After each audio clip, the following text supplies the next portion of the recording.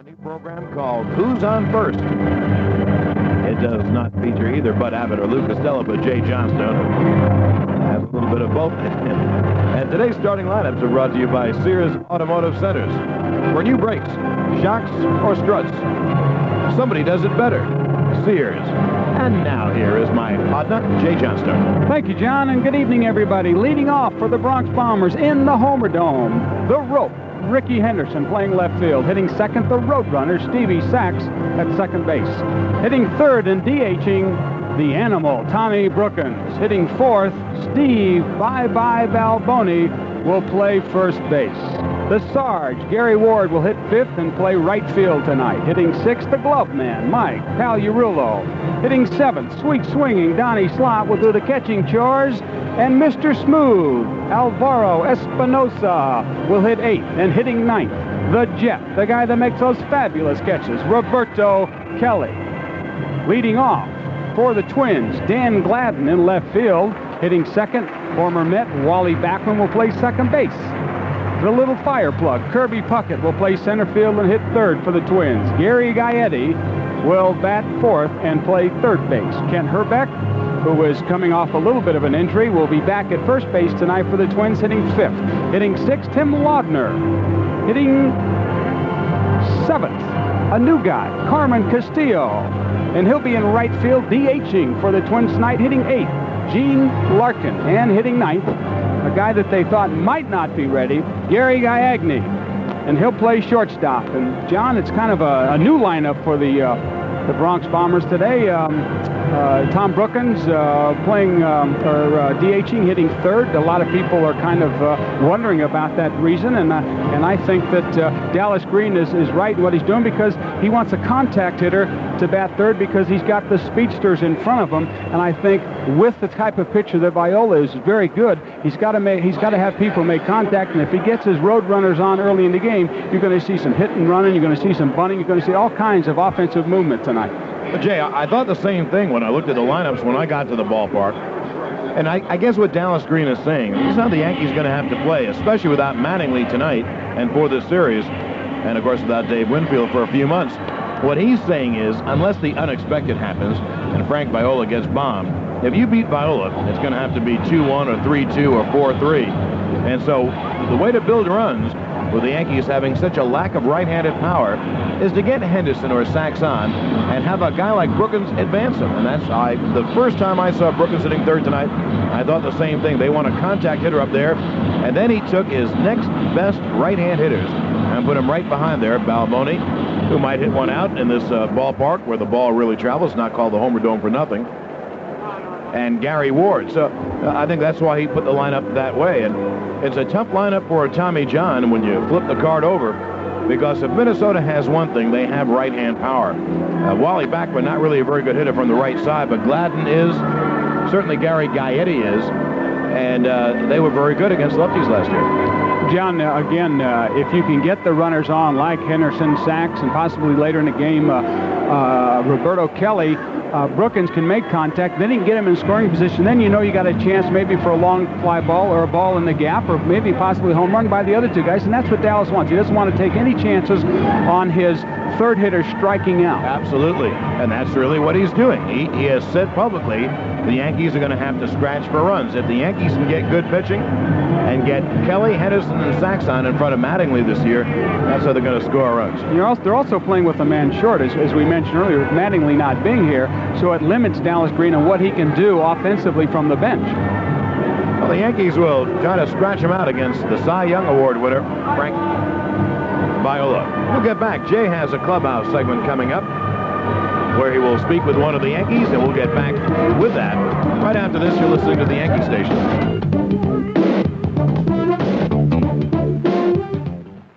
Ooh, drive easy. Watch yourself behind the wheel of a quality Ford.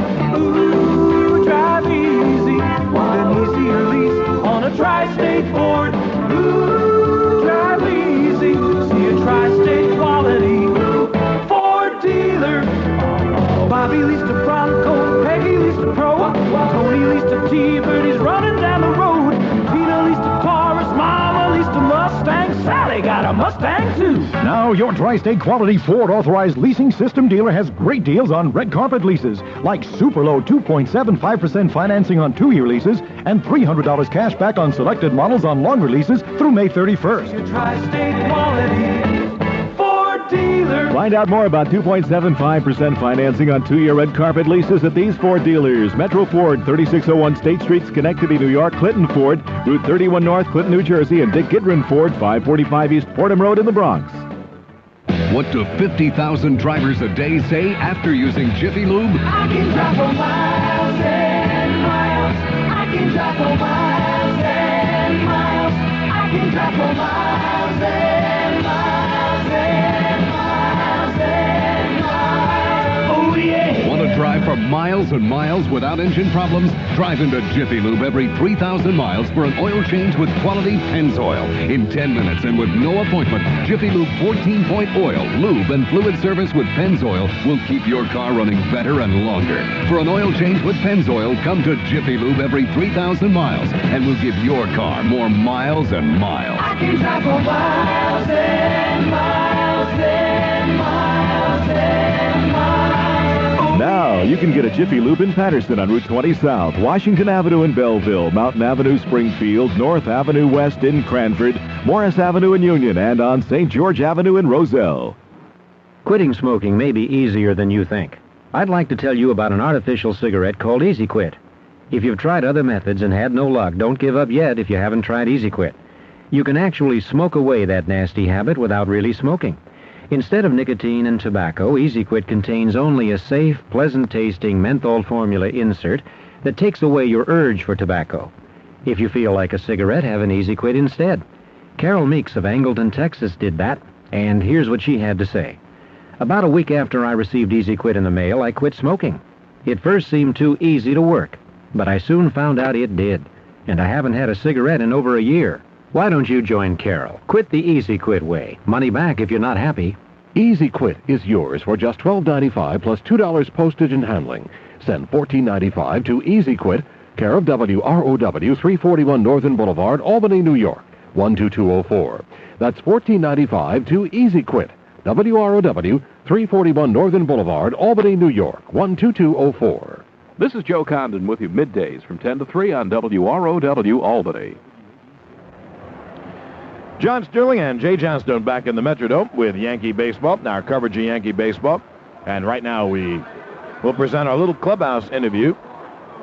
So many surprises in the Yankee camp, some good and some bad. One of the good ones, the pitching of Tommy John. He earned the right to open up on opening day here in Minnesota, and Jay had a chance yesterday to talk to him. Tommy, for reasons that really are important now, you've proved that you can still pitch. Does it give you special satisfaction that you're the opening day pitcher in 1989 for the New York Yankees? Well, I think it gives me special satisfaction, not that I'm the opening day pitcher, the fact that I made the ball club as a starter. When I went down to spring training, my chances of making the ball club were really very, very slim. And where I start in the rotation really doesn't make that much difference, the fact that I'm starting. How about your family on this? Have they been really behind you? I understood they want you to get out and go into something else. I know you've got some special thoughts on that. Well, no, the boys, I think of our 4 children, our daughter Tammy was probably most affected by it because she's 14, she's a freshman. And, it was very, very tough for her thinking that this might be, her last time to see her friends, et cetera, et cetera. And but everybody said, go for it and let's go, because the boys like playing baseball, and going down to spring training is fun for them because they get to go out and hit the ball and play little league down there in Florida. But my family was back of me, and they just said, hey, try it. And I mean, the worst thing that could have happened was I wouldn't have had a job, and then I would have had to go into work for a living. Being primarily a sinker ball pitcher, and now you're opening up on AstroTurf, is it going to change your thoughts on your style of pitching? Or you're just going to pitch the same way? Now, I remember a game in 1978 against the Phillies in the playoffs. I was going to pitch the second game in Philadelphia, and Lasorda, could either pitch me there or wait till we get back to L.A., and he chose to pitch me there, and the writers and broadcasters wanted to know why, and he said because he's my second best pitcher, and he said, if he's throwing the ball well, he pitches just as well on AstroTurf. The infielders liked it better because you don't get bad hops on AstroTurf, and if I pitch well, AstroTurf, it doesn't make any difference if I'm pitching on grass or turf, but if I'm not pitching well, it doesn't make a difference where I'm pitching. I mean, I could pitch in Grand Canyon, I would have a hard time keeping it in. Obviously, we know Dallas Green had some reservations about you coming here, but he kept an open mind. Have you had some recent conversations with Dallas? Well, Dallas was open, and he wanted to leave camp with the 5 best starters, and I think I proved to him that I was one of the 5 best starters, and thank heavens for that. It shows that he's a man of his word, that he was going to judge the guys down there in spring training on what they did. But since we broke, Dallas, we joke around, kid around, but Dallas runs a good camp. He's very, very organized, and when we went down there were things to do, times to do it in, and when you got your work, you worked hard, and when you were done, you hauled out of there. Any difference in the Tommy John when we were teammates in his pitching style and now the Tommy John of 1989? Well, then I was like 97, 98 miles an hour, and no, not really. It's, I would like to say, I've lost 15 or 20 miles an hour off my fastball, but I don't think there is. Fortunately for me, they didn't have guns back in those days, radar guns, that is. And, so they had to go on what you did if you got guys out, and not how hard you threw. And I think I throw more pitches now than I did then. The opening day pitcher for 1989, Tommy John, thank you very much. Okay, Jay. The Yankee Clubhouse Show is brought to you by Ford Auto Leasing and Jiffy Lube. And everybody stay tuned for more Yankee action right here on the Yankee Station. Hi, this is Carm Bazil for the Capital District Transportation Authority. CDTA's new transit guide is hot off the press and is yours for the asking. This colorful aerial view guide puts every one of our convenient 58 bus routes and services at your fingertips. In it, you'll also find all kinds of valuable information about area landmarks and points of interest. The guide is available free of charge and can be obtained by calling our office at 482-3371. That number is 482-3371. Thank you. Thruway Beverage has been slashing Capital District beverage prices for 20 years. Pay just $1.89 plus deposit for a 6-pack of 7-Up, Cherry 7, and regular or Diet 7-Up. 1-liter bottles of Polar Soda are priced at 2 for 97 cents plus deposit. Pick up Genesee Beer, light or cream ale in loose bottles for $6.95 a case plus deposit. Coors, regular or light in loose cans, is $9.49 a case plus deposit. 12-pack cans of Busch Beer are $7.99 a case plus deposit. Michelob Dry in 12-ounce bottles is $10.99 a case plus deposit. St. Pauli Girl in 12-ounce bottles is $13.49 a case plus deposit. Try Budweiser or Bud Light in loose cans for $10.29 a case plus deposit. 6 packs of Coke, Diet Coke, A&W Root Beer, Canada Dry, and Sprite are $1.79 plus deposit. 2-liter bottles of British American soda are $3.89 a case plus deposit at Thruway Beverage, 1621 Columbia Turnpike, Skodak. The 1989 Calder Cup playoffs are here. Come out and see your Adirondack Red Wings as they skate in search of their 3rd Calder Cup. The Southern Division champs open the playoffs this Thursday night, April 6th, at the Glens Falls Civic Center against the veteran-laden Newmarket Saints, one of the Wings' hottest divisional rivals. And Game 2 is also at the Civic Center. That'll be this Saturday night, April 8th. Both games get underway at 7:30. Ticket prices are $10, $9, and $8. For more information, call the Civic Center box office at 798-0202. The WROW Niagara Mohawk Weather Line is your 24-hour link to weather conditions in the Capital District. Before you head out to work or school, pick up the phone and dial 476-1111 for up-to-the-minute weather conditions on the Niagara Mohawk Weather Line. 476-1111 is your connection to what's happening right now in the Capital District skies and what's forecast for the near future. 24 hours a day, 7 days a week. You can dial 476-1111 and receive accurate weather conditions on the WROW Niagara Mohawk weather line. This is Laura McCusker with you evenings on WROW-Albany.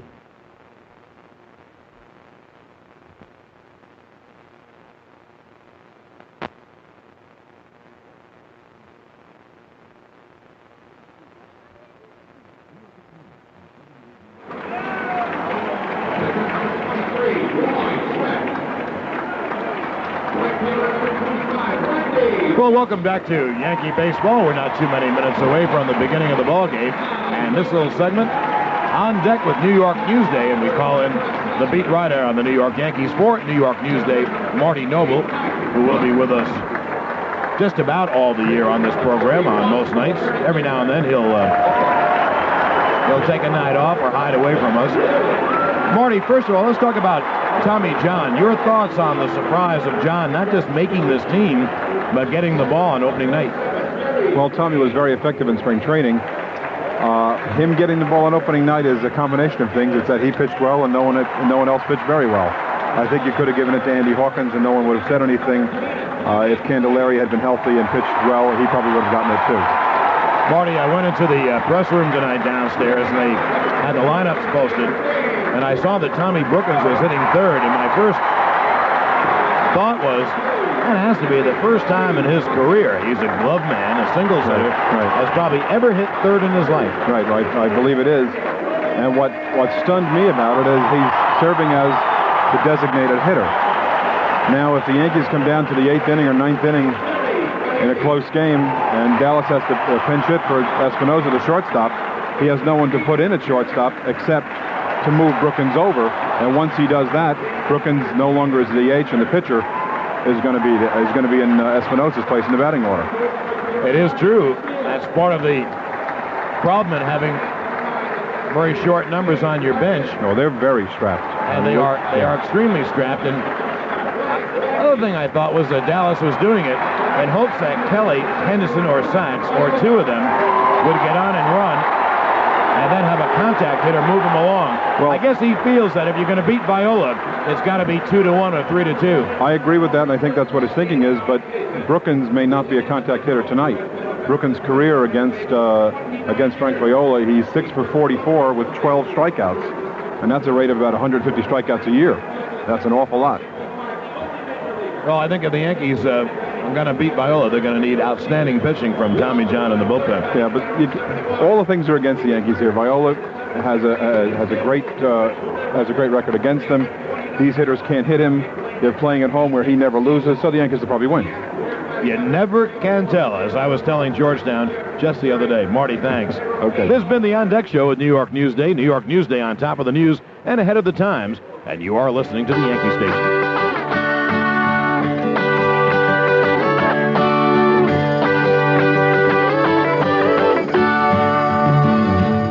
Wherever you are, trust the Texaco star up ahead. It's there shining bright.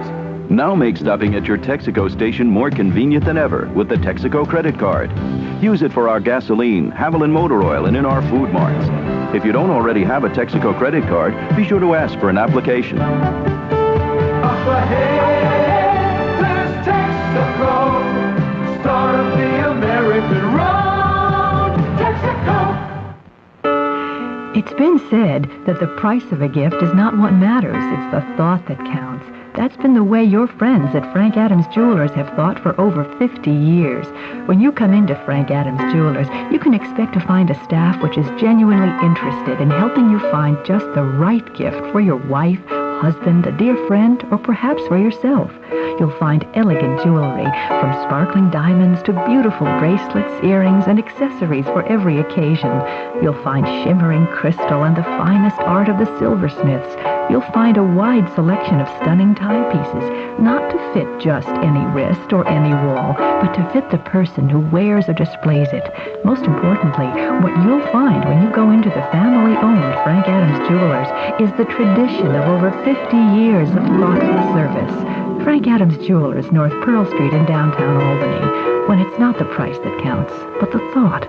Even the name on the box means excitement. Take to the road or escape to the woods or lake in a Coachman motorhome, travel trailer, or tent camper from RV USA in Hudson Falls. RV USA has been the Adirondacks' one-stop RV shop for 32 years.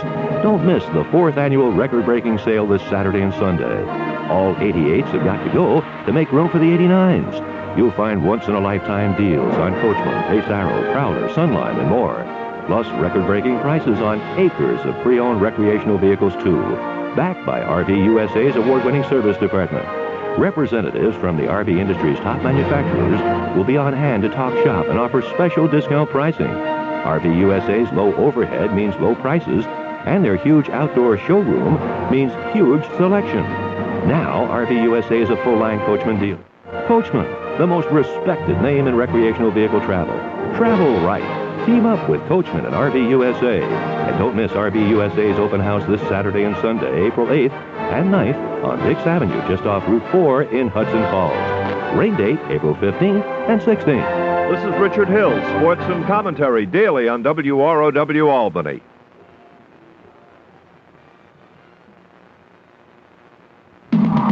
Today's Yankee game is brought to you by Getty. Getty goes the extra mile. Century Hardware, where people make the difference. Marie Midland Bank, we can work it out together. Nissan built for the most important race of all, the human race.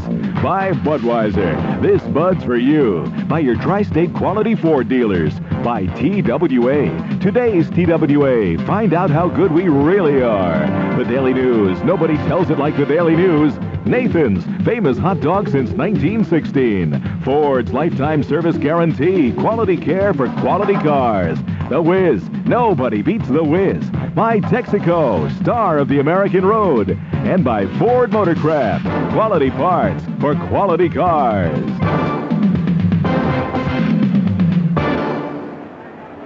And just a reminder that tonight, the Daily News hometown home run inning is the Yankee half of the 6th. And we'll get back with more in just a minute here on the Yankee Station. WROW brings you another season of exciting Yankee baseball. Stay right here for an entire season of action-packed Yankee baseball. Keep your dial set as WROW presents daytime and nighttime action of the Bronx Bombers. Yankee baseball is brought to you by Upstate Dodge. Don't miss a minute of the excitement as the New York Yankees battle for their spot at the top. Get set right now because it's time for another exciting event starring the New York Yankees right here on your Yankee station, WROW.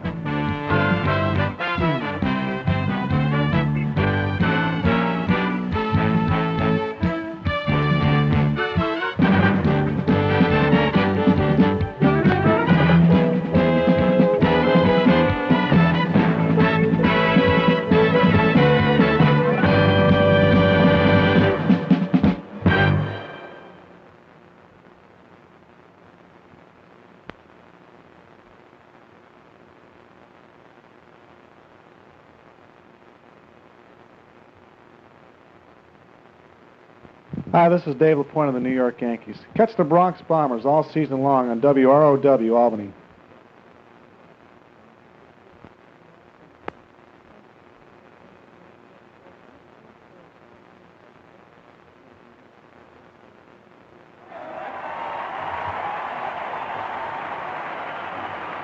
Well, the Minnesota Twins have taken the field. You know, one thing, Jay Bird, I've heard in my first appearance in the Metrodome, and I've heard how noisy it is.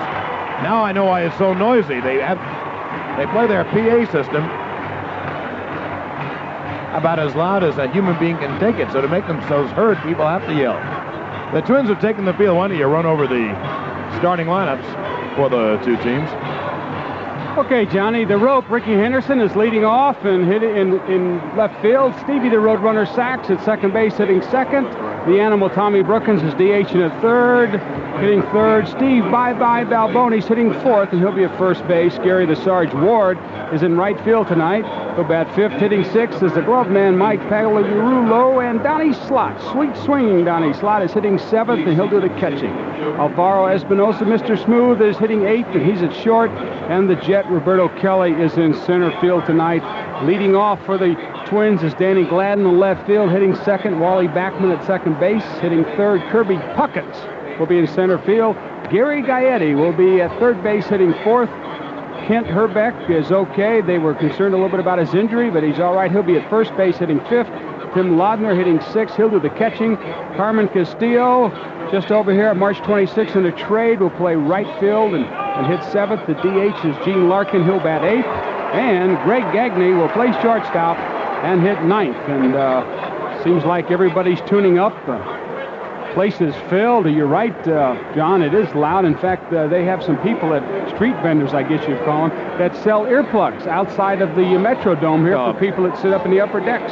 Sorry, I didn't get a chance to see them. How about a scouting report on this great left-hander from Long Island who made front-page news today?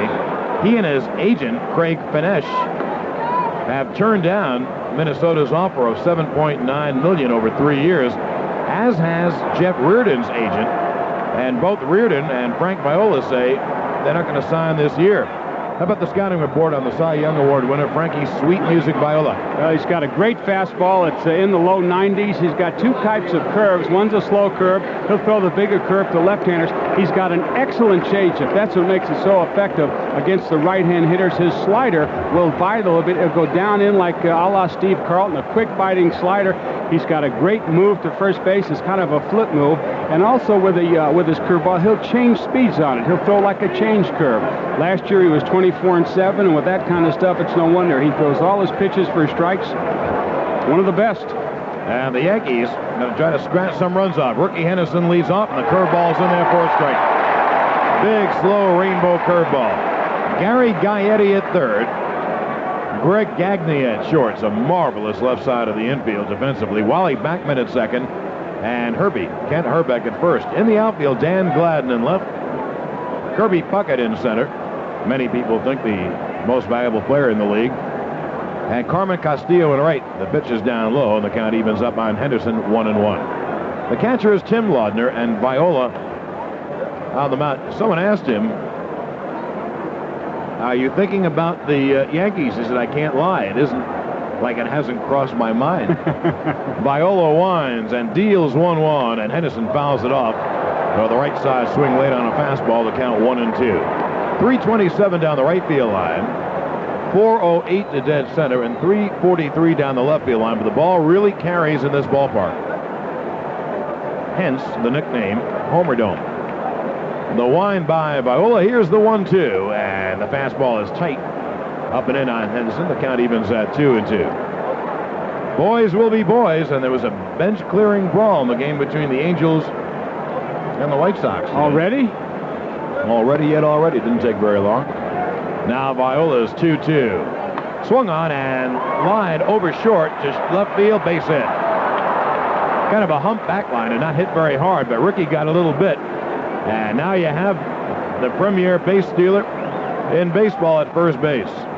Whether it's this year or early next year, Ricky is going to have the all-time record in stolen bases. And you know the Yankees going to have to build with speed and scratch-out runs, especially without Mattingly in the lineup. So we'll see if and when Ricky is going. Remember what Jay said, that Viola has an excellent move to first. Very quick move. It's kind of like a flip move over there. Henderson does have to be careful, but let's go back to Henderson's hitting. It was a great pitch by Viola, and Henderson stuck right with it. Almost hit it like it was pitched. Viola to the plate, and the fastball is high. Ball one to Steve Sachs. The third base coach is Lee Elia, and first base is Pat Corrales. We haven't given you the umpires. We should do that. And Jim Evans calling balls and strikes. John Shulock at first, Dan Morrison at second, and Tim Wilkie at third. Now the stretch by the left-hander. Henderson has a lead, and the pitch. The change is up high, and the count 2-0. You can understand why Viola's change is thought of to be the best in baseball, and why it's so effective. When you can throw that hard and deliver the change in the same motion, batter doesn't have a lot of a chance. Well, it looks like the fastball is the problem. You're up there hitting, you see the pitch at the ball, the rotation is the same as the fastball. Fastball chopped to third. Gaetti goes to second for one. Back to first, no double play. So the force goes 5-4. Henderson went in hard on Wally Backman. And now you have another base stealer at first in Steve Sachs. And then the way Viola sets up his hitters with the big curveball, he's got a big curveball that he takes a lot off. It's a slow curve, and then he'll come back with another harder breaking curve. And then for the right-hand hitters, he's got that slider that bites down and in on the knee. So he's got several pitches. You just can't go looking for one pitch off Viola.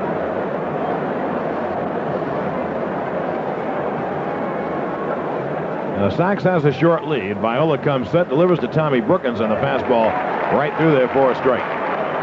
Last year, Viola 24-7 and an ERA of 2.64. So he gives up 2.5 runs. That's why I mentioned before, if you beat him, you usually got to beat him 3-2, 4-3. Pitch is up high, and the count 1-1.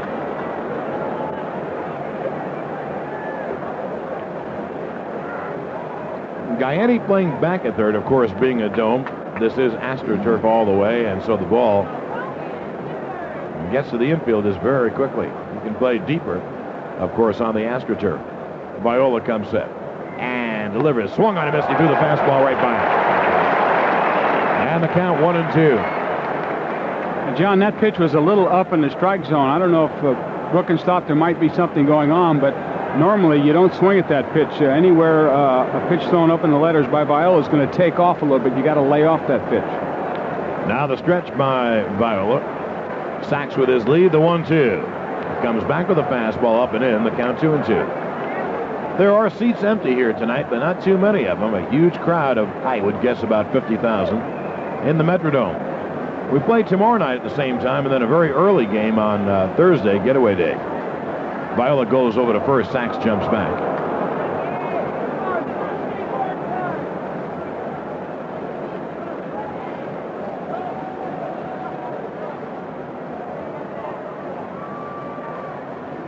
Now the left-hander comes set and delivers to Brookins. Swung on and hit. Base hit. Over third, down the left field line. Around second, heading to third is Sachs. Brookins heads towards second. He'll go in standing with a double, and the Yankees have second and third and one out. Brookins pulled the ball hard over third and down the line. And if you were listening to our Yankee pregame, Marty Noble of Newsday could not believe that Brookins, who was hit so poorly off Viola, was batting third. And as I said, strange things happen, as I was telling Georgetown just the other day, and that does happen in all sports.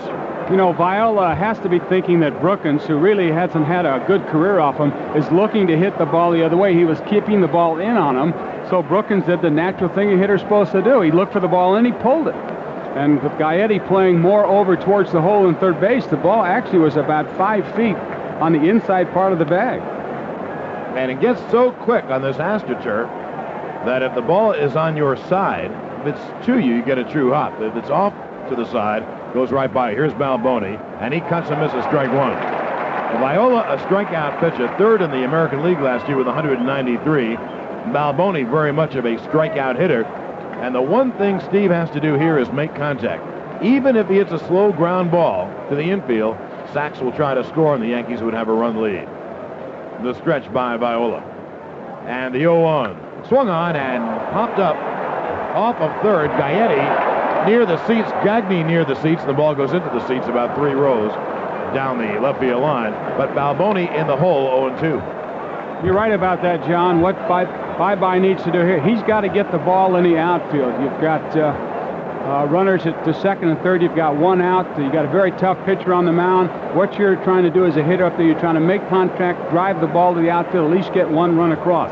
Even if you hit a ground ball to the right side of the infield, you got a pretty good shot of getting a run across, too. Now Balboni in the hole, 0-2. The lights here hang off the ceiling, and that might have grazed one of them on the way down. The 0-2. Fastball is high, and the count 1-2 as Balboni laid off. Gary Ward on deck. Well, the Yankees threatening here in the first inning with Sachs at third and Brookins on second.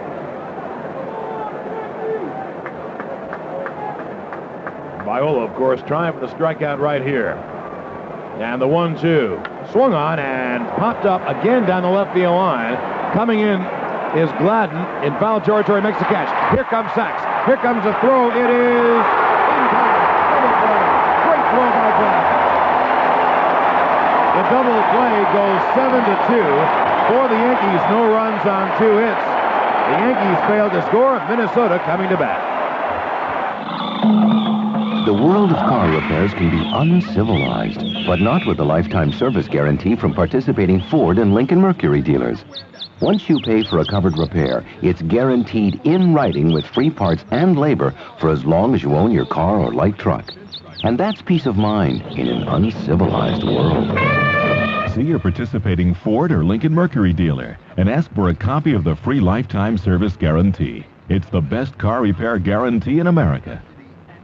Everybody, my son, the first in our family to make it into graduate school. Doctor? Dad, doctor's a long way off. Well, so's that college. Takes a lot to get Mr. Science here home. Dad. So, son, here's to you. A car? At Marine Midland, our extra effort means a branch representative who can not only help you plan for your future, but put those plans in drive. Dad, I don't know what to say.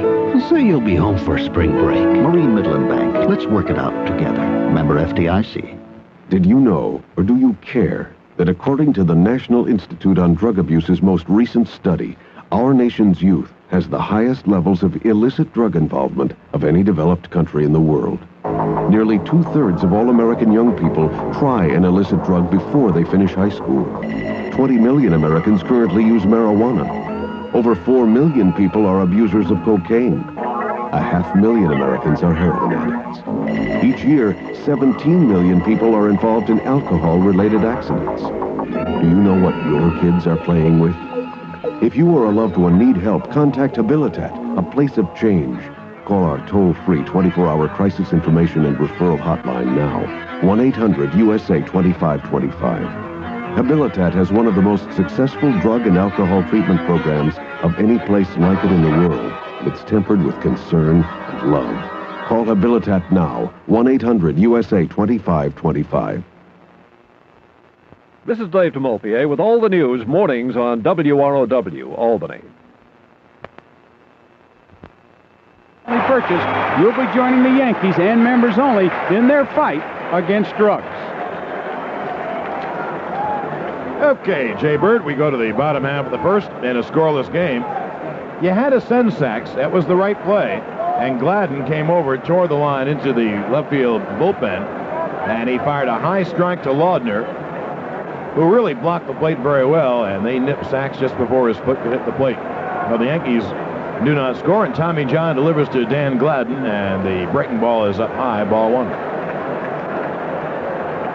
You know, Jay, you look up into the lights that hang off the roof, and you can see why people do have problems, especially the visitors who don't play here very much. The pitch to Gladden is down low, 2-0. Gladden, a right-hand hitter with power and speed. The Giants, for years, try to stop him from being a free swinger, hitting home runs. They envisioned Gladden becoming a leadoff man. Then they traded him to the Twins, and he's become just that. The 2-0. Right through there, and it's fouled away in the count 2-1. John, you're right about the lights. They put a different type of a lighting structure in and around behind the home plate area and down the first baseline, and from the left fielder's position and the third baseman's position. When you look up in those lights, it's very hard to see the ball, and they're trying to adjust that, but here it is opening day, and they still haven't got it done yet. The 2-1 from John. Swung on, hit on the ground up the middle. It's a base hit. Roberto Kelly fields in center field and sends it back in. And Gladden, a base stealer on first with Wally Backman coming up. A base stealer he is. 28 stolen bases for the Twins last year. That's the most on anybody on the team. And Tommy John will really have to watch him. Tommy John doesn't have a quick release to first or home, so he's got to be very careful.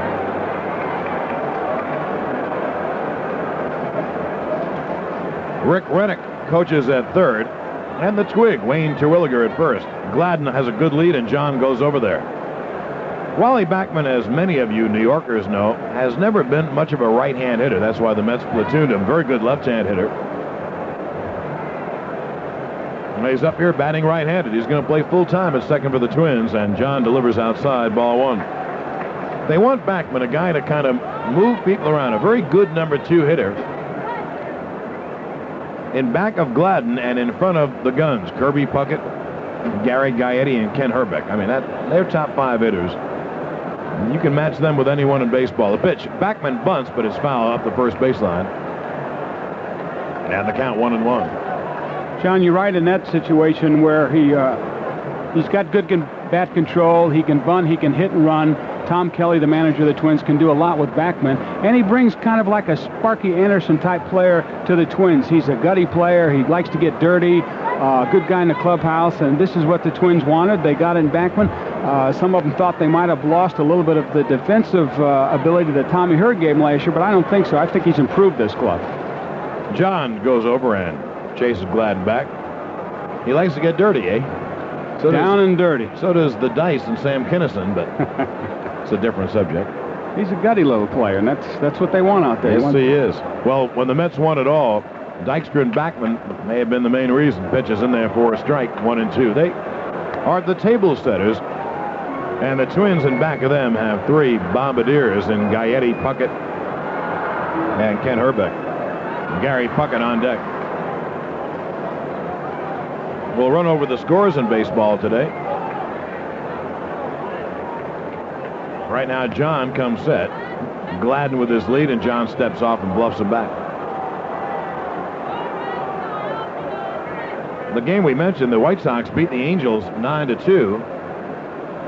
Old buddy Claudell Washington had a home run, so did Devon White, as did Carlton Fisk, who's ageless, and Harold Baines. The pitch is outside, and the count evens at 2-2. Who do you think the winning pitcher was? Your old roomie, Jerry Royce. Yes, sir. 39 going on 70. Well, we send our congratulations still. Going on 13. Mike Witt took the loss. And they had a brawl, the first brawl of the year. And not the last. Gladden leads off first, and John throws over there. Tom Kelly will hit and run, he'll squeeze, he'll run and hit, he'll bunt. He'll do a lot of things with the Twins lineup, even though they've got some pretty good power hitters in 3, 4, and 5. He's a very offensive type orientated manager, and he'll do he won't go against he'll go against the book. He's not the normal type manager that you see in the National League or American. The 2-2 fastball just missed inside, and the count now goes full. Now we'll see if Gladden will be off with the pitch. And I know it's early in the game. I mean, it is the bottom of the first, John, but it's kind of a big pitch here, because the last thing you want to do is have 2 on and 0 out for Puckett, Gaetti, and Herbeck. You can bet he's going here. Gladden gets the throw. He's back in plenty of time. That's just a little calling card by Tommy John. He wants him to know he can't have a running jump off the bag.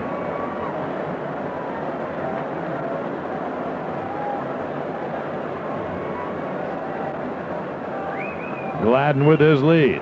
Here's the 3-2. Struck him out. The throw to second is in time. Oh, what a throw by Slot. Right on the money. And there's the double play. Strike him out, throw him out. The whole inning changed. Who knows? Maybe the game on one pitch. John struck out Backman, and the guy that we've been talking about on our little talk shows, Jay Johnstone, Don Slot, got rid of it in a nunce right on the money. Well, we keep getting these negative calls on our talk show, and I want to tell you what, Donnie Slot has worked his butt off in trying to improve his throwing. Pat Corrales found a flaw in his throwing and his footwork, and right there is the proof of the pudding in all that work he did down there. Oh, 2-way. And now here is Puckett. What a different feeling to have Kirby Puckett up there with the bases empty, rather than Kirby Puckett up there with 2 on and 0 out. Tickets for all Yankee home games on sale at all Ticketmaster ticket centers. You can also charge your tickets through Ticketmaster by calling 212-307-7171.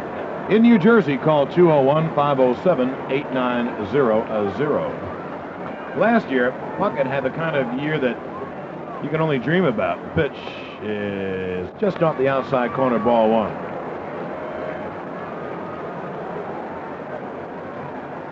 Kirby Puckett last year hit .356. The pitch. Curveball strike. Only. He had 234 hits. Imagine getting 230. I mean, only play 160 games. 234 hits. He had 24 homers and 121 RBIs. Now, home plate umpire Jim Evans goes out to look at the ball as the Twins try to upset Tommy John, but you know they have no chance of that. I'm sure that they wanted to go out there and check the ball, see if he was scuffing it or something of that nature, just to try and get him to lose a little bit of his rhythm. I bet they did just that. Now the pitch to Puckett. Swung on and chopped foul of the plate. I loved your interview with Tommy John. I like guys who don't take themselves ultra seriously, and I think the high point of the interview you did with him on our little clubhouse program before the game is when he said, yeah, I used to throw the ball 97 miles an hour. But he became a pitcher because he never could throw the ball that fast. Well, he was always a sinker-slider type pitcher, and then he just developed the other pitches and mastered them so he was able to throw them for strikes. There's the sinker to Puckett. Bounced on one hop to Balboni. He steps on the bag, and the Yankees get the Twins in the first. No runs on a base hit. At the end of one inning of play, the Yankees nothing, and the Twins nothing. Hi, Phil Chandler, Lamplighter Lighting Center, Colony. For those of you that don't know me, I'm a pretty old-fashioned guy. I believe in things like commitment. In my personal life, I've taken upon certain obligations. When it comes to my wife, family, and friends, come what may, I'm going to be there. Sometimes this takes a little work, but good relationships require commitment. Lamps and lighting fixtures, that's a different story. Of course, there are lamps that I love as much today as 8 years ago. I buy them, I sell them, I buy them again and sell them over and over again. But there are those lamps and chandeliers that just don't do it for me anymore. The honeymoon is over, and unlike in my own life, I feel no obligation. They're going on sale. I'm sure you'll find them most desirable. Hundreds of table lamps, floor lamps, chandeliers on sale. I'm not just talking sale, I'm talking sale. The Lamplighter Lighting Center, Village Square, Central Avenue, Colony. Congratulations. You may have more money than you think. A Trustco Bank home equity credit line can give you the cash you need. What's the point? There are no points. No application fees, no appraisal fees, no title insurance or attorney's fees. And because you may be able to deduct the interest on your home equity credit line, it's a less taxing way to borrow money. Trustco Bank, equal housing lender, member FDIC. Your hometown bank, Trustco. Act now and get a prime plus 0 interest rate for the rest of 1989.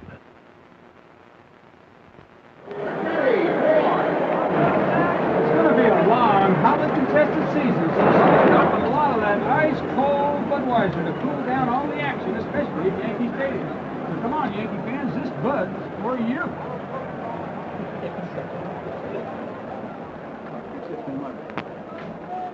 Gary Ward leads off for the Yankees here in the second, and Viola delivers a breaking ball down low and inside, ball one. I want to ask you a question. Was that on the air? Did it make the air? Okay.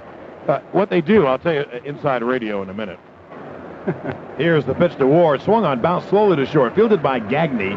He throws across in time, one away. Well, they always put a headset out, and they also always put a backup headset in case something goes wrong with the first one. And my partner put on the wrong headset, so therefore he wasn't heard. Once again with feeling. It's going to be a long, hot summer, folks, especially in this hotly contested season, so stock up on a lot of ice-cold Budweiser to cool down that Yankee action. Remember, Yankee fans, this Bud's for you. One away, here's Mike Pagliarulo, and the curveball is low outside, ball one. That was the slow curve from Viola. But with a fastball and that great change, those are his two big pitches, and then, of course, he throws the breaking ball. And I would think, Jay, he throws a lot of breaking balls to left-hand hitters. The pitch is down low on the count 2-0. He won't throw the slider as much to the left-handers as he will the right. He'll throw the big breaking curveball. He'll throw his regular curveball. He'll throw the fastball in. He'll also try and keep the fastball away. He doesn't want to throw the slider because it almost is the same as his fastball here. He misses down low with a change in the count 3-0. We gave you the one American League score. Chicago beat California at Anaheim 9-2. Tonight, Detroit plays at Texas. Jack Morris against Charlie Huff. In the National League, Montreal beat Pittsburgh today 6-5. The pitch to Pags at 3-0 is a strike. And by the way, one other thing about Viola, we don't mean to oversell him, but he's such a great pitcher. All those pitches, they don't mean a darn thing unless you get him in the strike zone, and he gets him in the strike zone. Although he's behind Pagliarulo 3-1. The pitch is good, fastball, 3-2. He whistled it right across the outside corner, so the count's gone full, as Pagliarulo has run the count 3-2. Here's the payoff. Swung on and foul tip. Again, there was a change, and when he winds and delivers, it looks like the fastball. And it isn't that you can't hit it, it's that you're hitting it off stride, and therefore you're not hitting it full. Well, it looks like the regular fastball, so you swing where you thought it would be, and being a changeup, it's not there. You're way out in front of it. You're on your front foot. The 3-2. Oh, he just missed with a fastball. I was going to call it strike 3, but so would Viola, but Jim Evans did not. So it's the first walk of the ball game. Pagliarulo on at first base. Let's pause 10 seconds for station ID here on the New York Yankees Radio Network. This is Phil Gregory with all the news afternoons on WROW-Albany.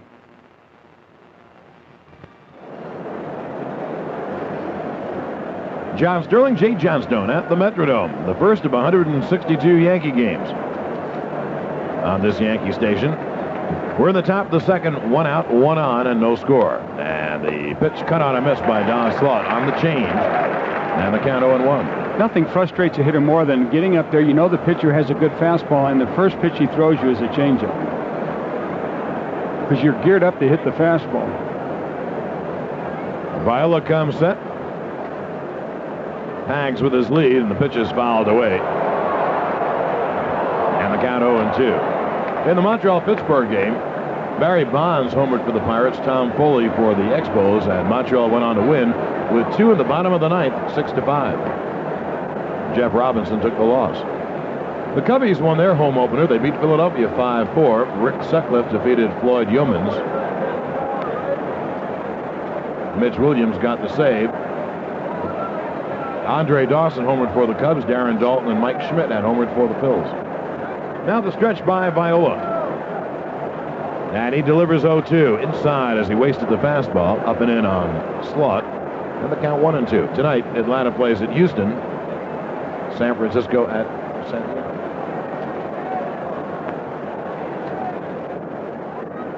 Viola to the plate. And Slaught hits the ground ball to third. Gaetti fields, goes to second for 1. Back to first, double play. We played an inning and a half, and we've had 3 double plays, which ties the record of some kind, I guess. They've also played an inning and a half, and the Yankees and the Minnesota Twins, no score. I'm home. My long-lost husband. But I leave again tomorrow, then I'm back again Tuesday. Mike, about these business trips. Yeah, I'm really moving up fast. You got a promotion. No, I mean in TWA's frequent flight bonus program, I now have 50,000 miles. Lovely. Which means I've just earned us a trip for 2 to Hawaii. Oh. Or I could save up for a trip for 2 first class around the world. Well, if you've got to work. Find out about TWA's frequent flight bonus program and find out how good we really are. On this business trip, I flew TWA business class. My partner, Harold, flew on some airline without business class. I had a super meal, sat in a super-sized seat next to a super salesman. Harold squeezed in with the Center High School cheerleaders. Poor Harold. TWA offers business class on every wide-body flight. We seat you in a separate cabin in a large, comfortable seat, so you can spread out and get down to business.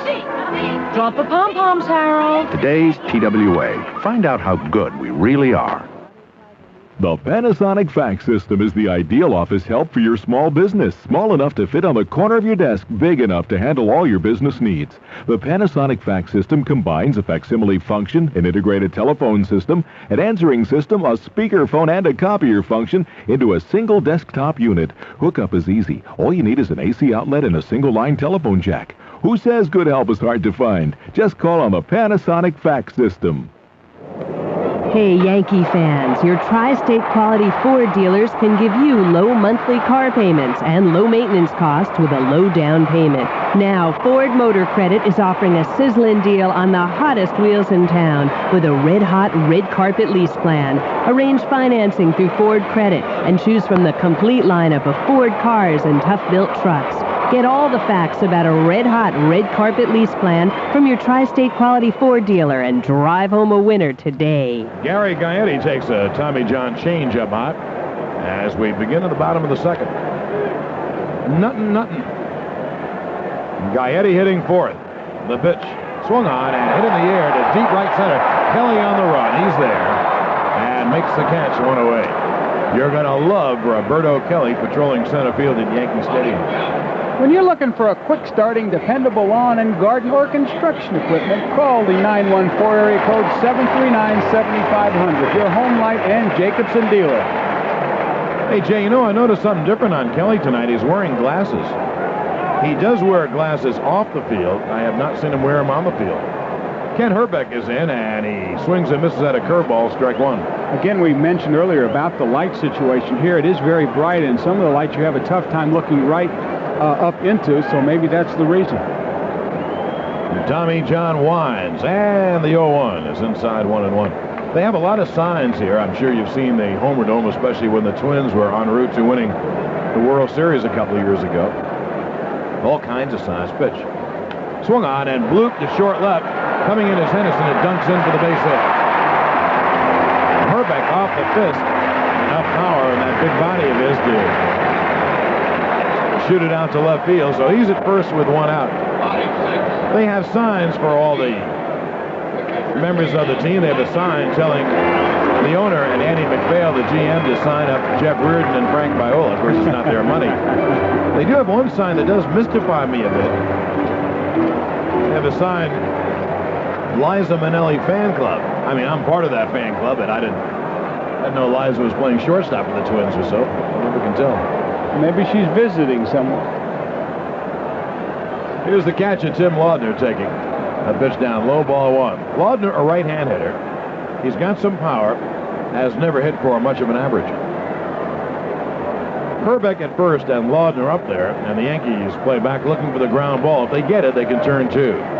The pitch is right through there for a strike, and the count 1-1. Speaking of two, the Yankees turned 161 double plays last year. Now they have a new DP combination. And at the practice yesterday, I saw Espinosa and Sachs working on 2 or 3 different drills, just getting rid of the ball very quickly so that they could do that during the game. The 1-1. Bounces up there. Great block by Slaught. Slaught shifted the body to his left and made a one-hand pickup. That was a nice play. That really saves a pitcher when he knows his catcher can block something in the dirt. You know, Tommy John, he tries to start things off at the knees and throw everything from the knees to the ankles. Herbeck has a lead at first. The pitch to Laudner is swung on and bounced off John. He picks it up and throws to first in time, and now we'll see if Tommy John is okay. It was a comebacker. If fielded cleanly, would have been double play. So Herbeck moves to second, and the out is recorded 1-3. I think what happened, the ball was hit so hard, it came back off the turf right at Tommy John. It looked like he might have closed his glove a little too soon. The ball just deflected off right in front of him, and then he did the right thing. He picked it up and got the sure out. Now here's Carmen Castillo. He has been a platoon player with the Indians over the past few years. The right-handed half, well, let's say, of a righty-lefty platoon, the outfield. And he will platoon with Randy Bush in right field. That was a good pickup by Minnesota. They needed a right-hand hitter to platoon with Bush in Tom Brunanski's spot. Mark Davidson, who platooned last year, hit so poorly he was sent back to the minor leagues. So they have Castillo. And the pitch, a slow curve for a strike.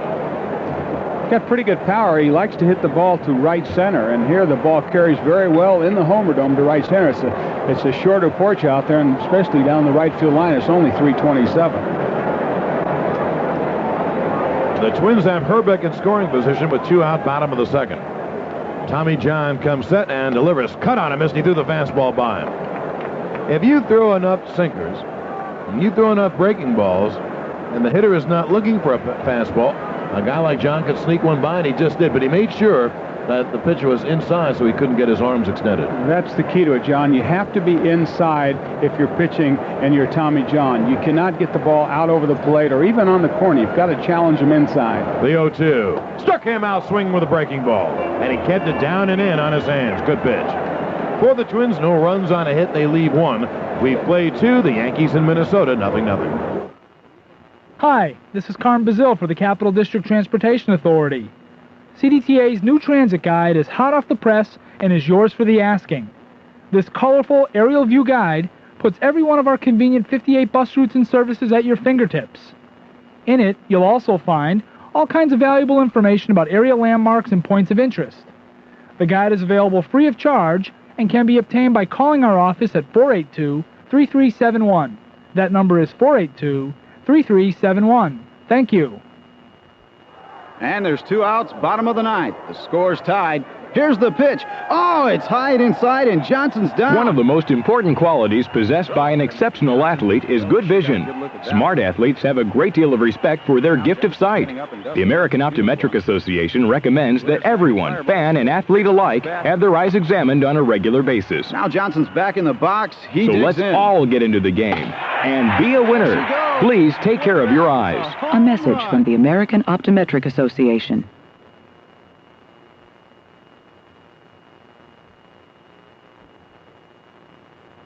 Think for a minute, what could happen if every one of us gave just 5 hours a week? If we gave just 5% of what we earn to the causes we say we care about, it could add up to the biggest, most effective volunteer effort this country has ever seen. And we could accomplish things that right now we only dream about. Just 5 hours. Just 5%. It's not that much to give, but what we could get back is immeasurable. A public service of Independent Sector and the Ad Council. John Sterling, Jay Johnstone at the Metrodome. You know what I can't figure out, Jay? I've seen it on TV over the years, and I've always been intrigued by it. That glad bag, or whatever they call it, on the right field wall, the pitch to Espinosa's foul back. I went out there yesterday when I just toured the stadium by myself. There was a high school game going on, or a kids game of some kind. And I went out there, and I suddenly realized what that is out in right field. I never knew that. Those are seats. They're the football seats. I never knew that. The pitch to Espinosa is swung on and pop foul outside of first. Herbeck gives it a chase, but is back in the crowd a couple of rows. I always wondered when I saw the highlights on CNN or ESPN of what that was in right field, and they have a fence that must be about, well, let's say it's 6 feet. Would you say that? 6 feet. And then they have that that glad bag over it, covering up the seats. Is the funniest looking thing. The pitch to Espinosa, foul back. Oh, wait a minute. The fence is 8 feet here. It's 8 feet high, all the way around. They have a similar thing in Veterans Stadium, Philadelphia, and they also have it in San Diego. But that's kind of behind the fence. Is it the pitch to Espinosa now? Cut on a miss to the breaking ball, and he's tagged out by Laudner as Tim dropped it. So there's one away. Viola notches his first strikeout. If you hit that glad bag in right field, the ball's in play, isn't it? You have to hit it. You have to hit over it for a home run. You have to hit it over. Well, that is an odd-looking thing.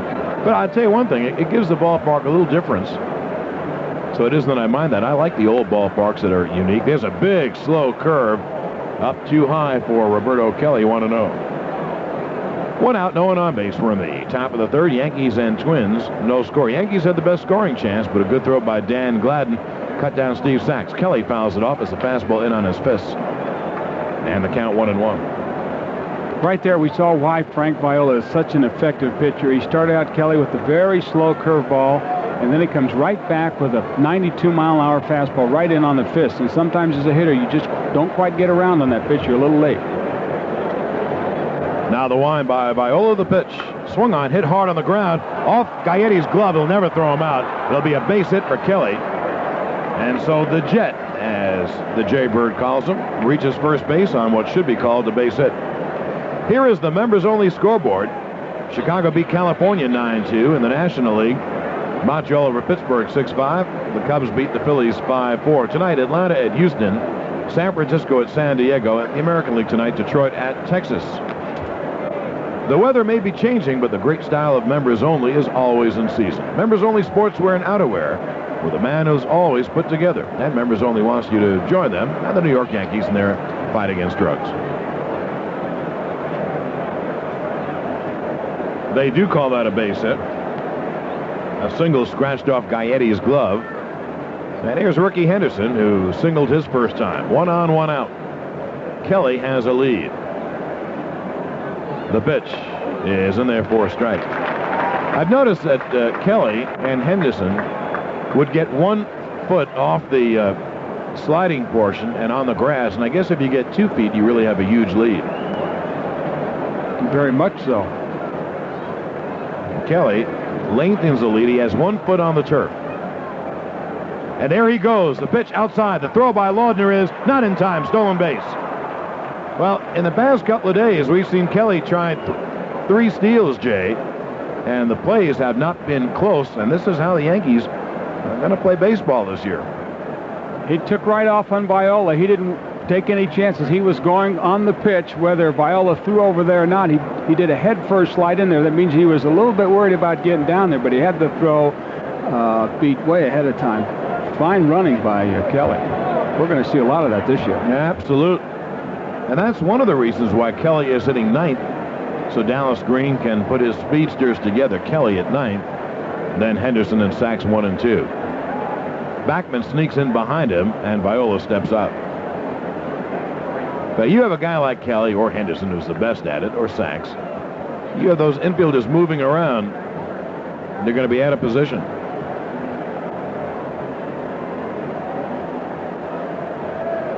A ball and a strike, 1 out. Kelly with a good lead. The pitch to Henderson is fouled at the plate. And the count 1 and 2. To give you an idea, John, look how close Backman and Gagne are playing towards second base. It's opened a hole between first and second and short and third. It gives Henderson a little bit more to shoot for. And not only that, but on AstroTurf, if you get a ball, a ground ball, it doesn't have to be hard hit. It'll go right through that.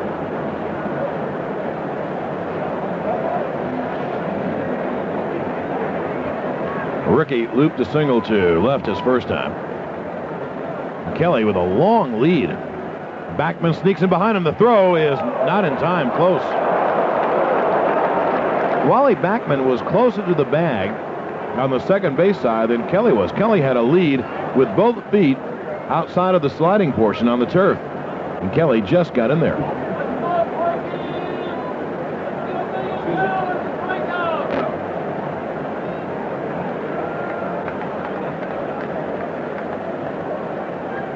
Viola taking a long time. Now he comes set.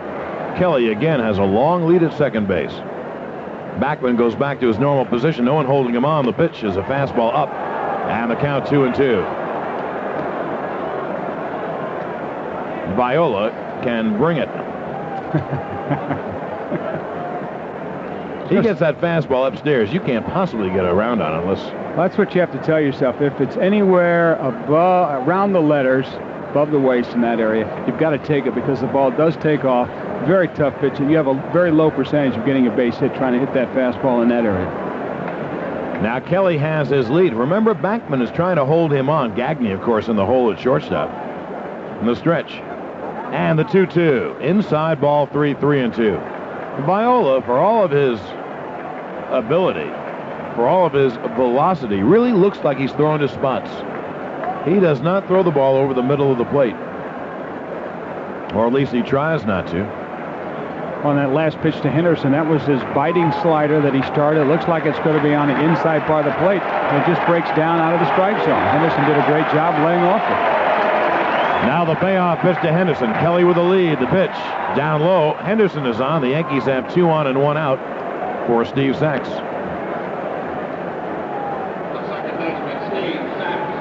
Oh, Jay Henderson has picked up where he left off in spring training when he was amazing. He has singled and walked. What more would you want a leadoff hitter to do? Yeah, I was always kind of jealous of those guys. I had to go out every day and take extra batting practice and hit a lot and get myself ready. And here's a guy that takes 3 or 4 days off and comes right back, gets a base hit, gets a walk. You know, it's amazing. Now, the Yankees have great speed on the bases with Roberto Kelly at second and Ricky at first. Herbeck will play behind Ricky. He'll have a running lead at first. And here's Steve Sachs. Sachs bounced into a force play his first time. The pitch is on the inside corner with a slider. Strike 1. Well, we've seen his repertoire tonight. The fastball, the change, his 2 main pitches. The slow curve, the sharp slider. And a hard curve, which is almost like a downer or a drop. The 0-0. Sachs lays off the high fastball. The count 1 and 1. talking to Tommy Seaver before the game, and he had talked to Viola, and he said he had 2 sliders, too. He said, what's that? He said, I have a bad one and I have a good one. Tonight I want to throw the good one. Bad ones get hit a long way. Bad slider kind of hangs there and asks you to hit it. Here's the 1-1 to Sachs. First, Viola checks the runners. Now to the plate. Bounced to second. Backman runs back. Henderson makes the tag, and that's all he can do. Nice play by Henderson. Henderson stopped and then backpedaled, so Backman had to chase him. There went the double play, and the Yankees have first and third and 2 out for Tom Brookins. Kelly goes to third. Sachs, of course, safe at first. Normally, you would see the second baseman, when a guy starts backpedaling, especially on the base pass there, you would throw it to first and hope your first baseman then could throw it on to second and complete a double play by a tag. But Henderson's got such great speed, Backman couldn't take any chances. He just had to run him back and tag him. Of course, Sachs was safe at first. Tom Brookins doubled over the bag at third. Gaetti playing a little closer to the line now at third base. And there are 2 men out. The Viola comes set. We're in the top of the third, scoreless. Frankie to the plate. Cut on and miss. Strike 1.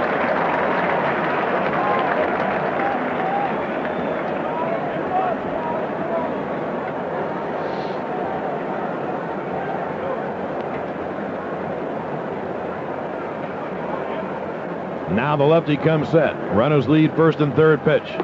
Threw it by him. Swung on and missed. 0-2. Great fastball.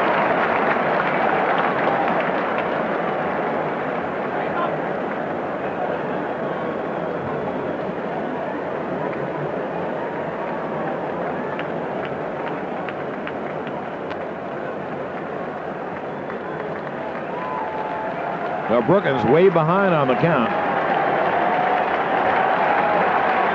Viola ready to deliver 0-2. The pitch, fastball way high, and the count 1-2. Kelly at third, and Sachs at first with 2 men out in the top of the third.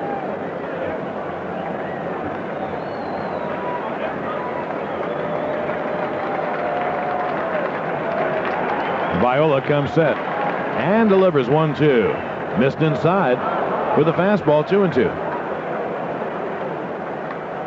Again, as you mentioned earlier, Frank Viola is pitching to spots. He's not going to give in, even though Tom Brookins is not a home run hitter. He's going to try and make him hit a bad pitch. Now the 2-2. Swung on and lined hard. Backman, a great backhand pickup. Flips to second with the force. A short hop backhand pickup of a hot smash off the bat of Brookins. Good play by Wally Backman. For the Yankees, no runs on a hit. They leave 2 at the end of 2.5. The Yanks in Minnesota, 0-0. Waitress, 2 Bud Lights, please. Coming right up. Boy, that's what we like about you, Fred. You got style. Hey, when it comes to smooth taste, one light outshines them all. Bud Light. You're eloquent, too. Yep.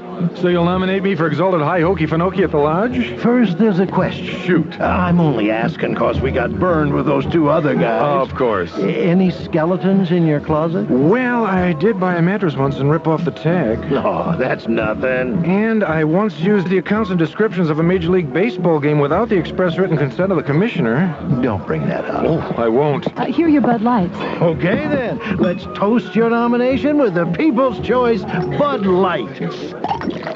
Boy, are my wives going to be happy. Did you say wives? Yeah. Plural wives? 23 of the nicest gals in the world. 23? Not including the one I married this morning. Waitress, check, please. What? Hurry. What? Ask for Bud Light, because everything else is just a light. Anheuser-Busch, St. Louis, Missouri. Baseball's back, and while the Yankees get ready to make their run at the pennant, the horses are off and running at the Big A. Every day except Tuesdays, you can come out to Aqueduct for the very best in thoroughbred excitement. The best horses, the top jockeys, and the biggest winners of all are at the Big A. Just take the train to the plane or the A train, or by car the Bell Parkway or Van Wyck Expressway. First race, 1 o'clock. Don't strike out. Make money today. Go to the Big A. Ask yourself this. When you invest your money, what do you get in return? At KeyBank, we offer a high-yield investment plan that delivers the performance you deserve. It's called Key Preference. And as a member, you're entitled to preferred CD rates and other services, including a free Now account. Become a member of the Key Preference plan from KeyBank today, because you've earned it. Member FDIC, minimum deposit required. 6-month preferred CD rate is 9.25%. Substantial penalty for early withdrawal. For Yankee baseball, Giants football, and Red Wings hockey. This is Dave LaPointe on WROW-Albany. Larkin takes a strike, and John delivers. The breaking ball is inside. The count 1-1. Larkin had a good year last year. He's now the full-time DH, a switch hitter. Batting righty, of course, against Tommy John. We're scoreless bottom of the third. TJ delivers, and Larkin lines it. Oh, leaping grab by Pagliarulo at third. There's one away. The glove man. You know, quiet as a cat, we didn't make a big deal about this, John, but tonight Tommy John has tied a Major League record. He's opening in his 26th Major League season. 26. That is amazing, don't you think? Yeah, compared to the guy, Deacon McGuire, who played from 1884 to 1912. Yeah, I'd say so. Tommy John delivers, and the pitch is a breaking ball, inside ball, and to Greg Gagne. There is no truth to the rumor that Tommy roomed with Deacon. What's possible? You know, when that's a cute story, wasn't it? When Moses Malone came to training camp, here's the pitch to Gagne. Swung on and bounced to first. Balboni fields and steps on the bag. When Moses Malone reported to training camp, one of the Hawks in the locker room in front of everybody said, "Hey, Moses, by the way, did you used to room with Bob Cousy?" Yeah, kind of ran over a little lightly there, but Balboni handles the glove pretty good at first base. He's no slouch out there now on this AstroTurf. That ball hit almost off the lip. He stayed with it very good. Two-way in the Twins third, and in the top of the order, Danny Gladden, who singled to center his first time. John delivers on the outside corner for a strike. What a kick it is to see two craftsmen like Viola and John exhibit their wares. Inside, outside, they don't try to ever to throw it over the middle. Pitch is bounced slow to the third. Pags fields and fires in time with a good arm. Nipping Gladden. 3 up and 3 down for the Twins at the end of 3. The Yankees in Minnesota, 0-0. The 1989 Calder Cup playoffs are here. Come out and see your Adirondack Red Wings as they skate in search of their 3rd Calder Cup. The Southern Division champs open the playoffs this Thursday night, April 6th, at the Glens Falls Civic Center against the veteran-laden Newmarket Saints, one of the Wings' hottest divisional rivals. And Game 2 is also at the Civic Center. That'll be this Saturday night, April 8th. Both games get underway at 7:30. Ticket prices are $10, $9, and $8. For more information, call the Civic Center box office at 798-0202. This is Ray Nelson with you evenings on WROW-Albany. For a huge selection of new and used Nissans, see Auto Plaza Nissan, America's #1 volume Nissan car dealer on Old Country Road in Westbury. Give them a call, 516-997-7775. If you don't want to buy a car, give them a call anyway. Yeah, just call to say hello. Steve Balboni leads off. Bones. And Viola throws a fastball high, ball 1. Balboni really did his job in the first inning. Hit a high fly ball to try to knock in the run. Sachs was at third with 1 out. It was caught in foul territory, and Gladden doubled him up. Balboni lets a pop-up off the plate, first base side, and it goes back in the crowd about 3 rows, so the count.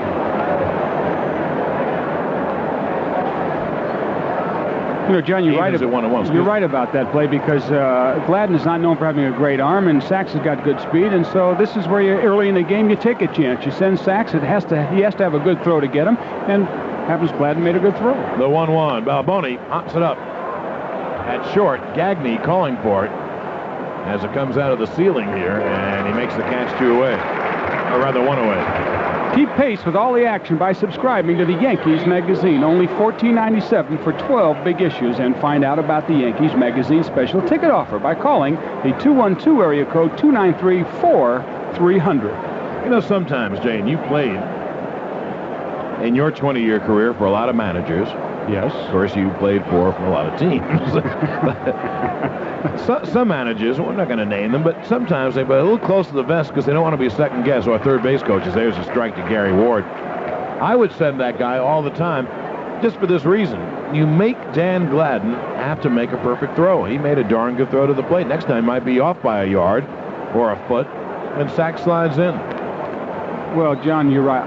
I always wanted to be offensive oriented. I never wanted to always play by the rook. I wanted to do something different, try something else, because the other team expects you to be normal and play by the book. And if you don't, you could catch them sometimes and beat them. Fastball is high to Ward. Viola really smoked his fastball up at the count 2-1. And the Yankees, for the most part tonight, are laying off that high fastball. He throws so hard. The only thing you can do with that high fastball is pop it up.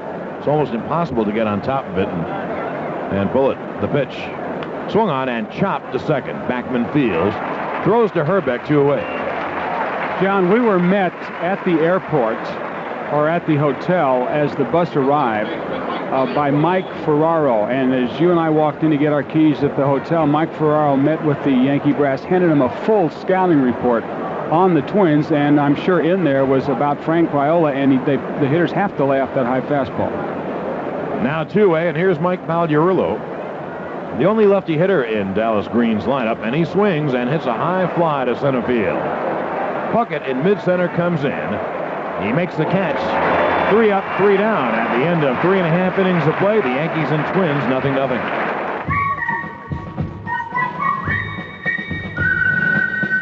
America, take this road test. Who's the most innovative oil company around? Who was the first with unleaded only? Who introduced a 92-octane unleaded before many other majors? Who gives you longer station hours? The same low price for cash or credit. A premium unleaded with a detergent additive so good, it starts cleaning your engine after just 1 tankful.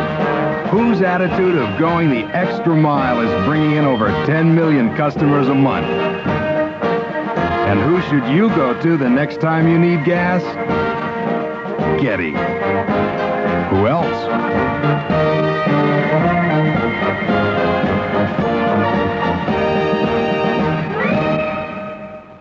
Honey, I guess I didn't expect retirement to come so soon. You've earned it, pal. And a little vacation, too. Say, Hawaii? I was thinking closer to home. I know this great little place in the Adirondacks. Okay, we'll rent. Honey, I think this time we'll buy. Oh. Marine Midland's extra effort means more than just planning for retirement, but ending up exactly where you want to be. Nope, no pool, just a lake. Marine Midland Bank. Let's work it out together. Equal housing lender, member FDIC. The world of car repairs can be uncivilized, but not with the lifetime service guarantee from participating Ford and Lincoln Mercury dealers. Once you pay for a covered repair, it's guaranteed in writing with free parts and labor for as long as you own your car or light truck. And that's peace of mind in an uncivilized world. See your participating Ford or Lincoln Mercury dealer and ask for a copy of the free lifetime service guarantee. It's the best car repair guarantee in America. Wally Backman leads off for the Twins. As we hit the bottom of the 4th, Tommy John looks like Tommy John at his best. The game is scoreless. The Yankees no runs on 3 hits. The Twins no runs on 2 hits. John to Backman and the pitch outside. And whenever you face a guy like Wally Backman, who's not a very good right-hand hitter, much better lefty hitter than he is, you want to keep him off the base paths. He's a little pest. Gets on base ahead of the big hitters. The pitch. Swung on and fouled at the plate. Chop fouled at the plate. And the count 1-1. Hey, let's pause 10 seconds for station identification here on the New York Yankees radio network. Okay.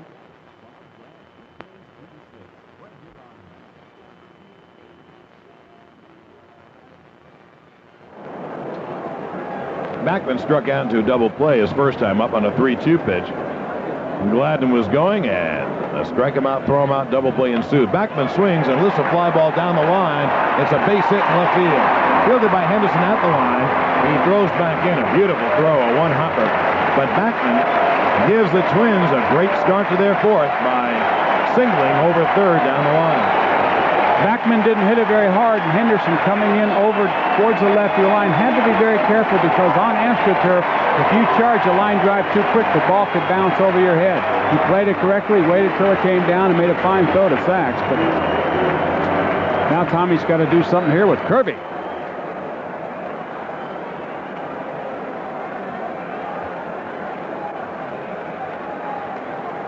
Wally Backman has his lead. Here's Kirby Puckett. Puckett bounced to Balboni his first time.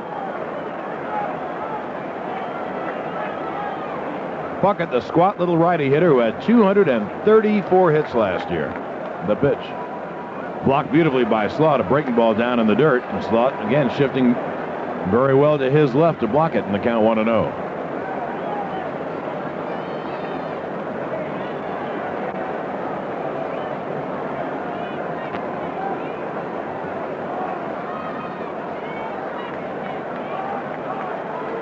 Now John goes over to first base. Now Backman just about standing on the bag. The heart of the Minnesota order with Backman at first base and no one out. Puckett, Gaetti, and Herbeck. John comes set. Delivers. Swung on, bounced foul at the plate. And the count 1-1. If you're wondering, yes, we did bring Maimon and Lentini with us. Rats. Only kidding, guys. Only kidding. It's really great to see you guys. The Little Devils. Really.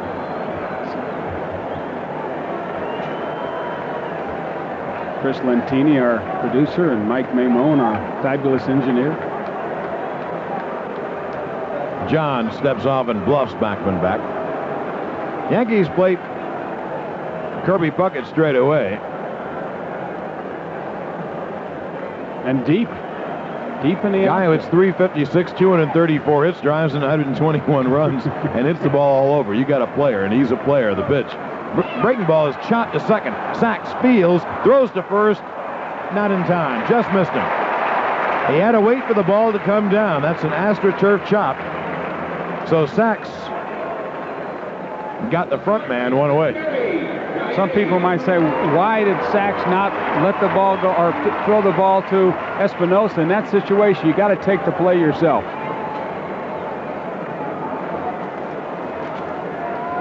The Yankees' opening homestand of the 1989 season features a 3-game series against the Indians, Blue Jays, and the Twins. And the Twins will be at Stadium Friday night, April 14th, Saturday, April 15th, and Sunday the 16th. Gaetti lines one, base hit, right field. Ward charges, and he'll hold Puckett at second base. And the Twins have first and second, one out. Gaetti hit a dart to right field. This is one of the rare instances where Tommy John got the sinker up in the strike zone, and Gaetti was able to rifle it to right. That pitch, Tommy's got to keep the ball down. He's been doing it pretty good all day, but that one was up, and it was a mistake, and it got hit.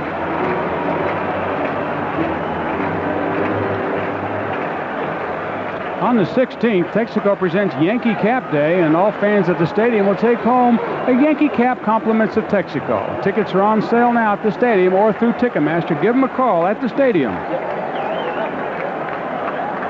Now the Twins have their best scoring chance. First and second, one out. Here's Ken Herbeck, the left-hand hitting first baseman, who takes a breaking ball for a strike.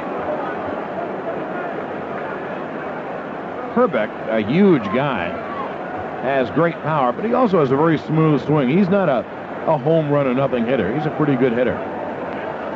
The outfield is shifted over to right, and obviously very deep for Herbeck. Infield moves over a step or so toward the right, with Pagliarillo playing way off the line at third. John delivers, and he delivers inside with a fastball, 1-1. Puckett at second, Gaetti at first, and one man out. Here in the Twins' fourth was 0-0.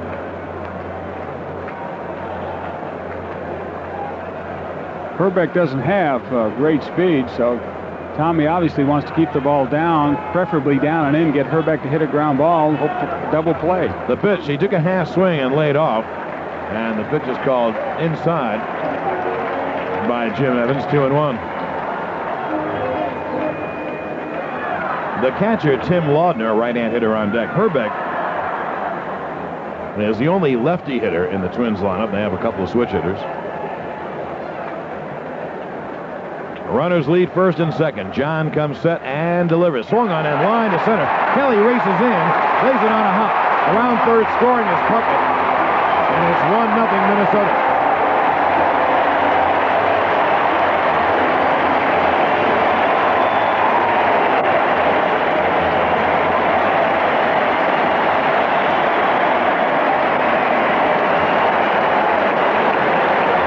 John got a breaking ball that was right down the middle of the plate. Herbeck waited back on it pretty good, hit a line shot right up the middle. That's the way you got to hit left-handers if you're a left-hand hitter.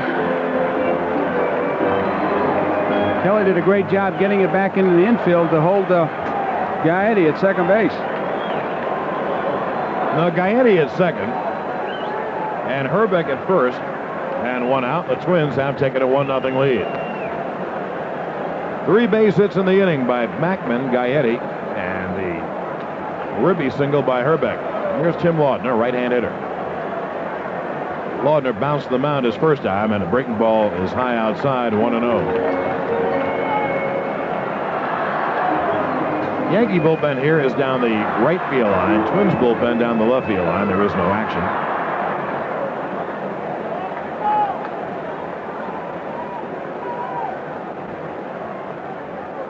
The pitch is way outside. The count 2-0. Again, probably a breaking ball that had no bite, just ballooned upstairs. And so the count 2-0 on Laudner. The Twins now a run on 5 hits. The Yankees no runs on 3 hits.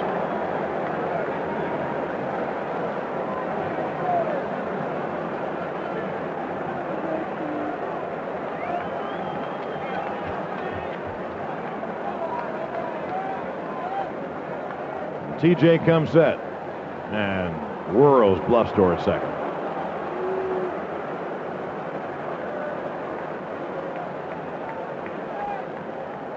It'll be Andy Hawkins tomorrow night against Alan Anderson. The pitch to Laudner is down low, 3-0, and Tommy John within a pitch of loading him up.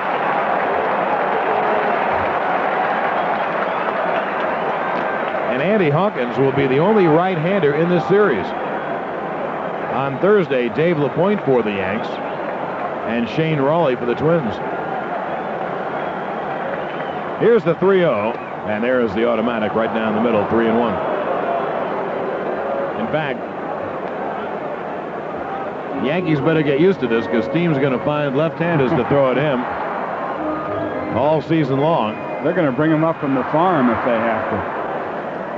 I know Mel Hull was grumbling a little bit today in the clubhouse saying, gee, I'm never going to get the play. They keep throwing these left-handers.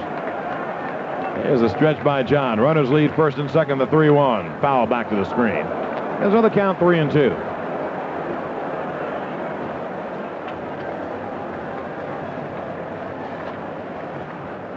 Well, let's see. Greg Swindell pitched yesterday for Cleveland. He'll probably start Friday. If they bring him back with 3 days, I really don't know. I don't think so. I think they have a 5-man rotation, so we'll probably see him Saturday.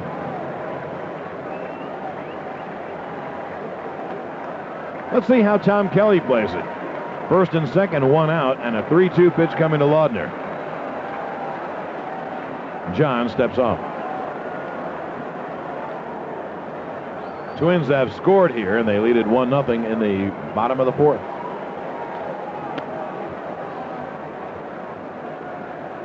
Carmen Castillo on deck.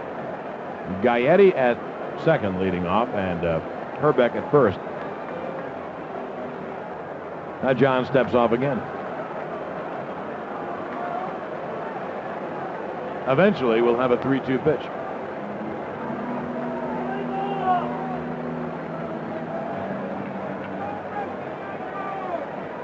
Now TJ comes set. The runners go. The pitch is popped up behind the plate. Into the crowd, above the net, over the net. Well, we'll do it again.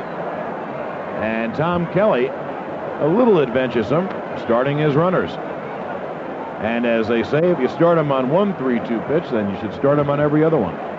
Well, I don't think Tom Kelly wants to take a chance on Laudner hitting into the double play. He's going to have his runners moving. Even though Herbeck doesn't have very great speed, he wants them moving anyway because that'll force the Yankee infielders to move, and it might open up a hole for Laudner.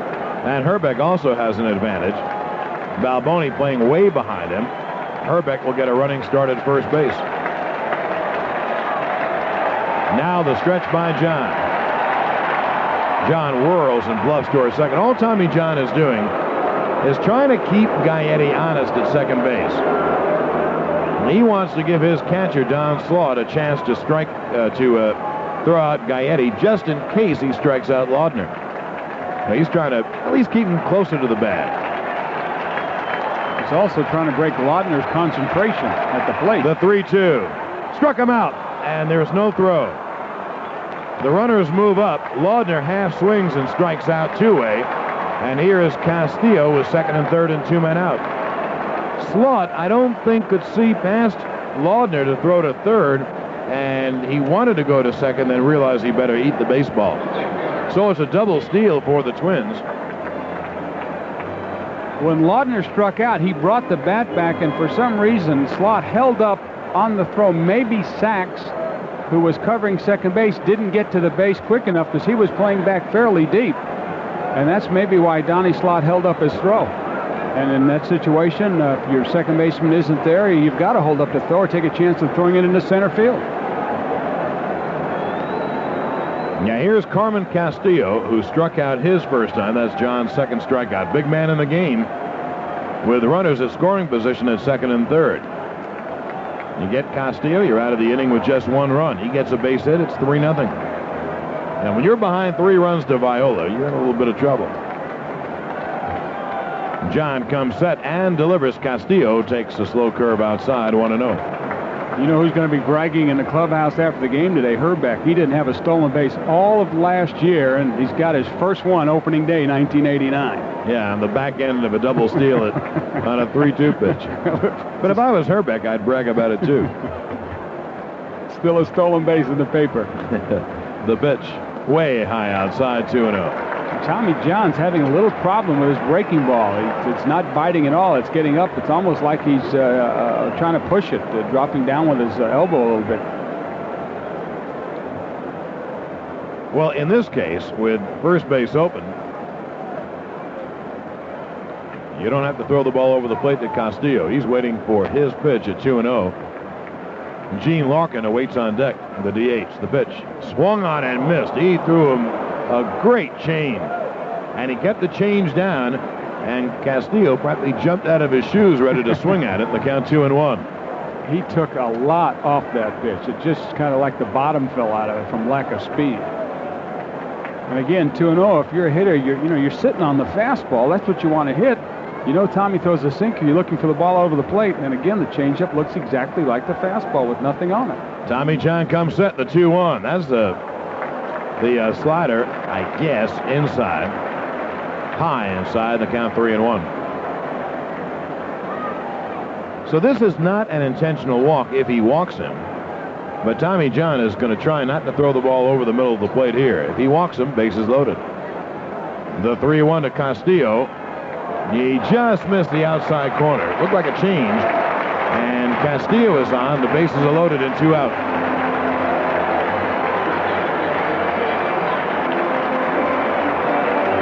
I don't think Tommy really wanted to walk him in that situation. He was trying to keep him from getting the ball out of the plate. That's where Castillo's power is. He got him on a changeup. He came back 3-2 with another changeup, but he just missed with it.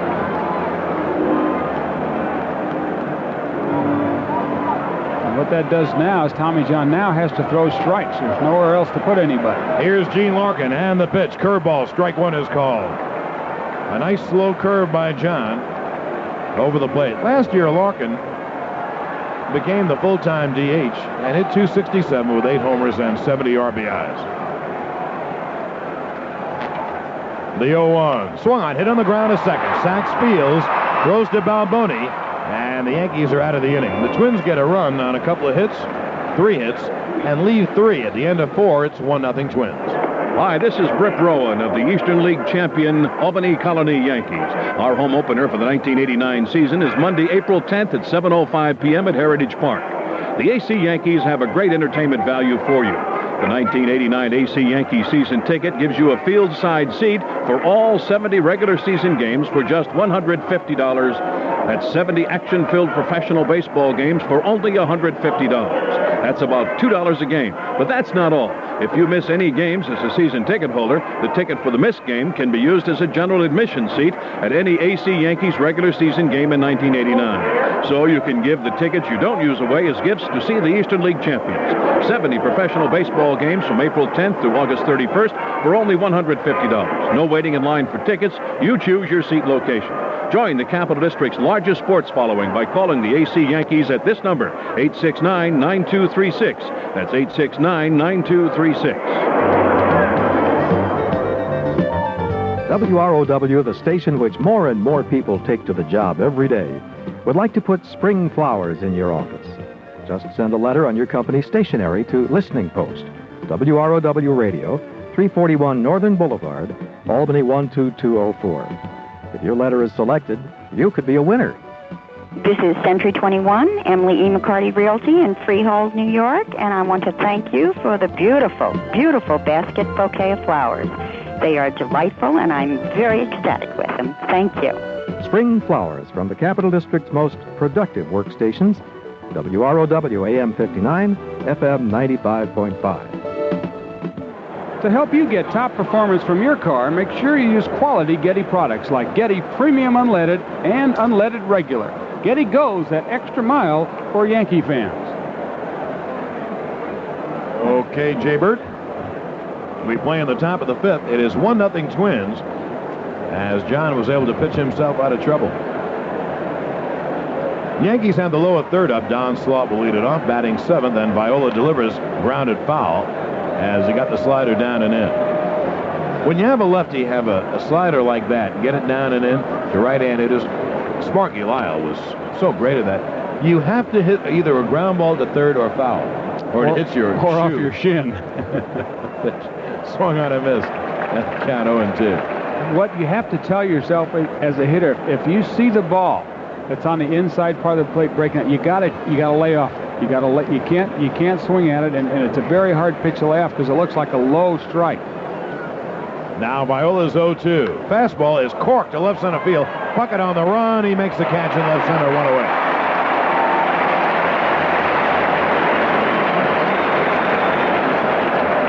Oh, Slaught hit it right on the line. On the numbers, but Bucket ran it down in short left center, one away. And here is Alvaro Espinoza.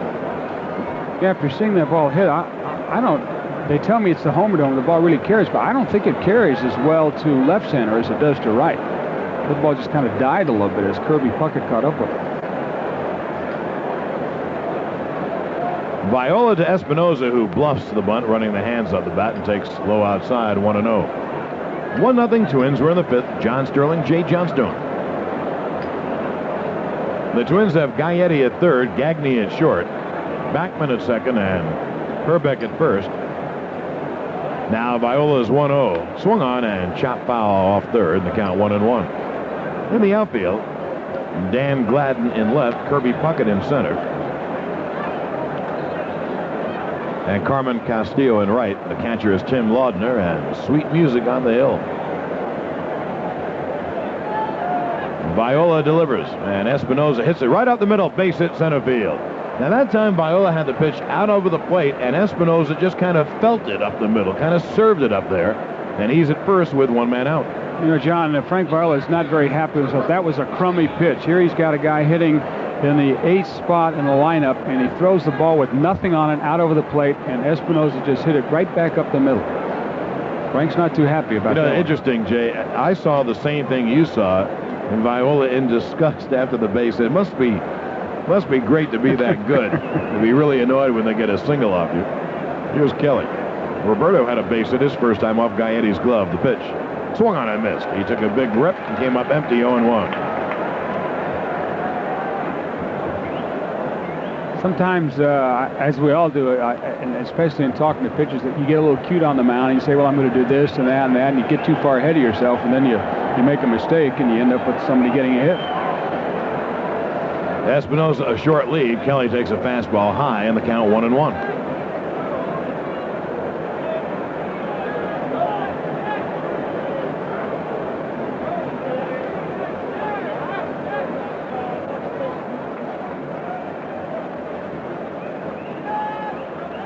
Viola comes set.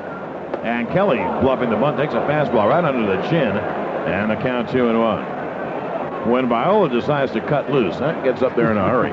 2 balls and a strike on Kelly. You don't want to bluff a butt too soon on Frank Viola, otherwise he could give you a very close shave, as he just did there to Roberto Kelly. Espinosa off at first, 1 man out here in the 5th. And Viola to the plate. Swung on and ripped down the left field line. Gladden goes back. It is over his head. 1 hop over the left field wall. Around third comes Espinosa. He's being waved home. The relay throw from Gagne is not in time. We're tied at 1 on a double off the wall by Roberto Kelly. And if you haven't noticed, in the last few games, Kelly getting that stroke down. And if he hits a little bit, if he hits 270, he's going to be an outstanding player for the Yankees, Roberto Kelly, because he can play center field. You know, sometimes, John, when you got a fastball pitcher like Viola who buzzes one under your chin, it wakes you up a little bit. You say, I'll teach this son of a gun. And what happens is Viola made a classic mistake as a pitcher. He came right back in with a fastball down and in, and Kelly just ripped it. And Kelly normally would rather go the other way to right field, right center with a pitch, just try to hammer one out of the park and hit it over Gladden's head. Now here's Ricky Henderson with the go-ahead run at second base.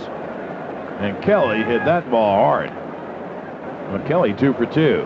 With Viola to the plate, Henderson takes it right through there for a strike. Ricky has singled and walked. Viola has walked 2. And he has struck out 1.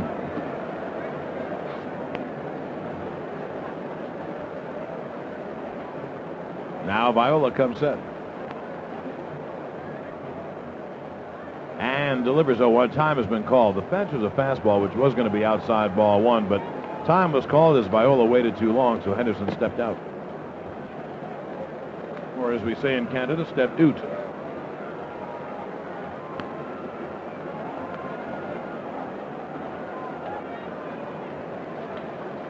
And speaking of other sports, I was going to get into hockey for a minute. Because the Stanley Cup playoffs begin Wednesday. Now, first of all, here is Viola delivering to Ricky Henderson. The change floats high, and the count 1-1. I want to take my hat off to a buddy of mine. When I was in New York before, I really became good friends with P.J. Carlissimo, and I want to congratulate P.J. and the Hall. When you lose by 1 point in overtime in the NCAA final, that's good enough for me. I'm not a demanding person. They're great. So was Michigan, and it was a terrific final game. Most of us saw it last night, and you talk about excitement. It was all there for you. You couldn't have had any better. Hats off to P.J. and his ball players, most importantly his players. The throw to second, Kelly gets back. Backman slipped in behind him to take the throw. How do you like the nerve of Bo Schembechler, who has not exactly won a lot of big games in his career in the bowl games, and he won't even announce that Fisher's going to be the coach. He couldn't possibly not name him the coach. What pressure on an interim coach, and he goes all the way to the finals and wins it. The 1-1. Fastball side 2-1. You know the odd thing, Jay? Bo hasn't called me for my opinion either. Well, you know, I think he wants to make a big deal about it. They're going to get Fisher back there. They're going to announce a big press conference, and they're going to do it upright. And I think it's only fitting, but you're right. Fisher was under a great deal of pressure, stepping in and doing a job that was amazing. At least he's going to get an interview. The stretch by Viola. Here's a 2-1 to Ricky. Swung on and fouled off. And if you're wondering, I guess because it's the first game of the year, and they're not really in shape, but it took Lentini and Maimon 4 innings to go to the feed bag. We haven't had a note yet either. No notes from Lentini, our producer. Amazing. But they found out where the food is here in the press room, and good for them. Keep up their spirits. Roberto Kelly is second. He is double tied up the game. Henderson has the count of 2-2. 1 man out here in the 5th, and Viola is working very slowly. Now the lefty comes set. Here's the 2-2. Swung on line. Oh, what a stop at short by Gagne. It's a base hit, but it stops a run. A great play by Greg Gagne. Henderson hit a bullet in the hole, and Gagne dove and made the stop, or else a run would be in and the Yankees would be up. First and third with one man out. Let's pause 10 seconds for station ID on the Yankees Radio Network. This is Bill Barron. Join me east of midnight at WROW-Albany. Now, Ricky Henderson having a normal day. He is 2 for 2 in a walk. And just hit the dog doo-doo out of that one. I mean, a one-hopper, and Gagne made a great play. A great play. He did indeed. He did. He did what? Has to do with doo-doo. Steve Sachs is up, first and third, one out. The pitch, breaking ball, low inside, ball one. Viola is really slowing down. Well, the Yankees have tied it up. With one out, the base hit by Espinosa up the middle. A double by Kelly off the left field fence scored him. He took third on the hot shot by Henderson. And now here's Steve Sachs. Anything but the double play, and the Yankees will probably take the lead. Kelly, great speed at third. Henderson, you know about it first. Viola goes over to first. Henderson jumps back. Now what Sachs wants to do here is drive the ball somewhere and at least get one run in. Well, he has to be patient. He knows that this is the first time he's facing Viola. This game, he's seen him the first time up, and now he wants to make sure that he gets a pitch he can hit. There goes Henderson. The pitch is cut on a miss. No throw. In fact, the throw to third. It hit Kelly in the back. Ow. It hit Kelly in the back. He's okay, I think. But boy, that's got to hurt. Laudner hit him in the small of the back with a throw to third. A stolen base for Henderson, the Yankees' second of the night. What happened there is Laudner kind of faked a throw to second to see if Kelly would break towards home, and then he fired down to Gaetti, but Gaetti hadn't got over to the third base line very quick, and it hit Roberto Kelly right in the small of the back. Ow, you're right. Well, I hurt when he got hit. Well, the Yankees now have second and third and only one out. Now Sachs and Brookins have a job. If either one of them can get a base hit, the Yankees will have a two-run lead. We're tied at one, top of the fifth. Sachs ready to swing, 1-1. Kelly off of third, Henderson off of second. Viola comes set and delivers. Swung on and hit in the air to right center field to get a run in. Castillo makes the catch in right field. Kelly tags and scores. A throw goes to third, and the Yankees lead 2-1, and Sachs did his job.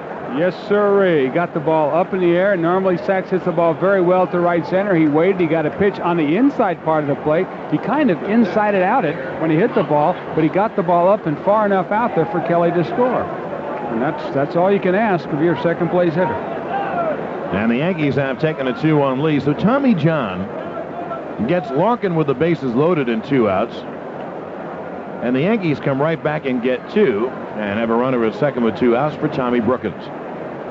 Brookins has a base hit tonight. He had a double in the first inning. Tom Landry, Jay, threw out the first ball tonight in the game between the Rangers and the Detroit Tigers and got a minute-long standing ovation. Good for him. Brookins takes high, ball one. You notice the Pete Rose stories have died down a little bit, which I'm very happy to see. Me too. I think that's been very unfair to be tried in the newspapers. If they have any proof, let them come out with it. If not, stop. Here's a curveball in for a strike to Brookins, and the count 1-1. And of course, Pete's doing the right thing by not saying anything about it, not criticizing anybody. So I'm very happy about that. Here's the stretch by Viola. Henderson off at second. There he goes to third. The pitch is inside. The throw to third is not in time. And Gaetti dropped the ball anyway. So Henderson steals, and you're going to see the Yankees do this. Oh, I know we're beating a fallen horse, and I guess we ought to stop because we just started the season, but you could see this happening in spring training, that the Yankees were going to play this kind of baseball for Dallas Green. And you know, John, Henderson really didn't start stealing the bases till about the last 5 or 6 days. He held off, and he wanted to make sure everything was okay. And since then, it's been Henderson, Kelly, Sachs. It's like a merry-go-round. It's great to see. The pitch to Brookins is down low. Nice save by Laudner. The Yanks would have had another run. And the count on Brookins now 3-1. The Yankees have 6 hits in the game, and Viola has walked 2, so they've had 8 base runners in 5 innings.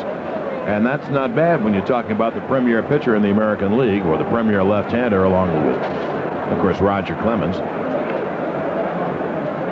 Well, I don't think Henderson should have stolen it all in spring training. You got to save those legs. It's tough on your legs. It's just not easy to steal bases. I don't mean running. I mean all the sliding and all. The 3-1 to Brookins is up high. He's on with the third walk given up by Viola. And the Yanks have first and third, 2 out. And here's bye-bye.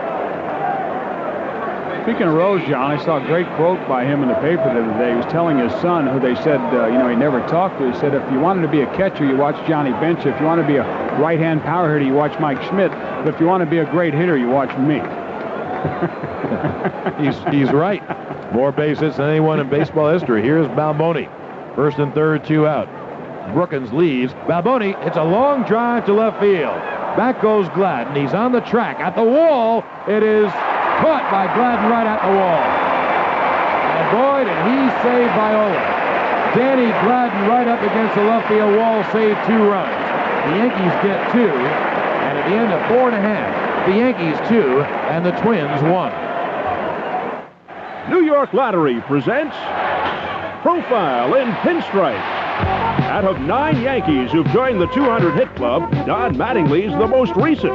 Prior to Mattingly, this All-Star was the last Yankee to post a 200-hit season. Can you name him? Stay tuned. I'd buy an island and name it after me. And to get there, I'd buy a boat and name it after me. And so all my friends could visit, I'd build a luxury hotel and name it after me. And I'd serve a fabulous seafood special and name it after me. Twice a week, someone could win millions of dollars. Think what you would do if you won. And every day would be a holiday named after me on Valerie Island. New York Lotto. All you need is $1 and a dream. Prior to Mattingly, the last time a Yankee collected at least 200 hits was during the '62 season. The Yankee was Bobby Richardson. I'm Steve Albert, and this Profile in Pinstripes was sponsored by New York State Lottery. Hey, Yankee fans, your Tri-State quality Ford dealers can give you low monthly car payments and low maintenance costs with a low down payment. Now, Ford Motor Credit is offering a sizzling deal on the hottest wheels in town with a red-hot red carpet lease plan. Arrange financing through Ford Credit and choose from the complete lineup of Ford cars and tough-built trucks. Get all the facts about a red-hot red carpet lease plan from your Tri-State quality Ford dealer and drive home a winner today. There's no place on earth that I'd rather be than out in the open where it's all plain to see. If it's gonna get done, it's up to you and to me. There's no place that I'd rather be. Head for the mountains of Bush. Head for the mountains of Bush. Anheuser-Busch, St. Louis, Missouri. Greg Gagne leads off for the Twins. He bats 9th in the order and swings and lines it right past Paul Giroux, left field base hit.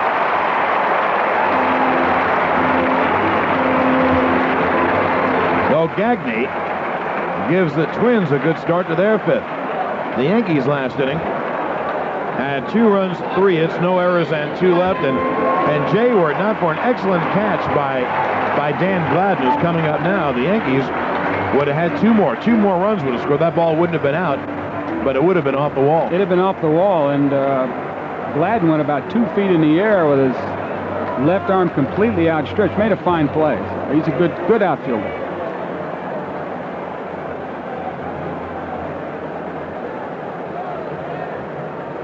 Gladden tonight has singled and bounced to third.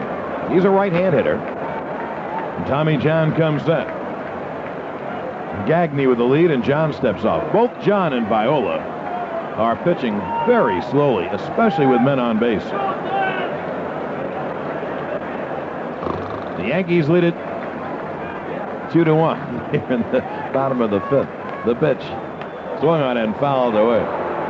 You know, speaking of Gladden, when you talked about the catch and the feeling that you have as an outfielder, you wait for that chance when there are men on and you've got a chance to make a great play, and you know it goes over in your mind, you think about it, and then when that opportunity presents itself, you can't wait to get back onto the bench because you got that feeling of I did it, I accomplished it, I'm happy, I'm excited, and of course your teammates are congratulating. I like the way Balboni is swinging the bat tonight. And he almost drove one out there. Almost. Now the stretch. And John goes over there to chase Gagne back. Gladden, and then Wally Backman, and then comes the power in the Minnesota order. 2-1 Yankees here in the bottom of the 5th.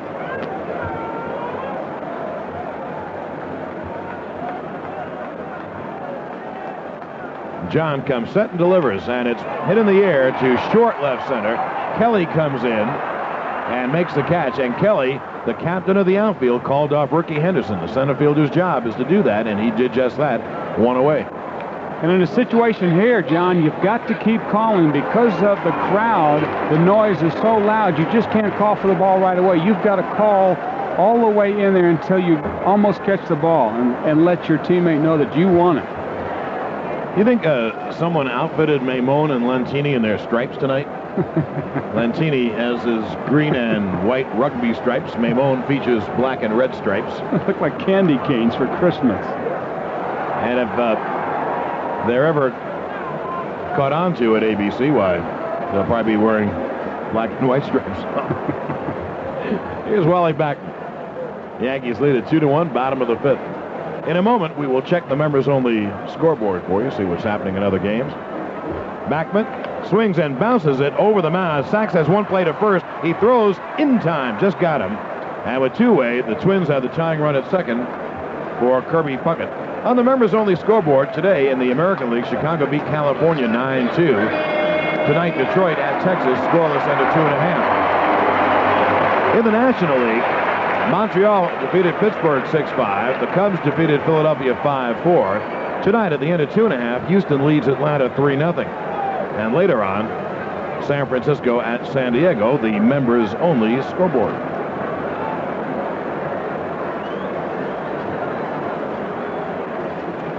Now here's Kirby Puckett with a tying run at second base and one out. Puckett is 0 for 2. He bounced out and then grounded out into a force play. Gary Gaetti on deck. And the stretch by John. The tying run, Gagne at second base. With 2 men out, the pitch. Outside, ball 1. Jay, not to take anything away from Puckett. He's such a great hitter, but he's helped by the fact that he has Gaetti and Herbeck hitting in back of him. You've got to pitch to him. Obviously, you've got a guy behind him that hits 28 home runs, another guy that hits another in the 20s home runs. You're going to see some pretty good strikes, but what Tommy John has to do here is he has to be careful to not get the ball up. He does have to keep it down. The pitch, way outside, backhanded by Slaught, nicely going to his right. And the count 2-0.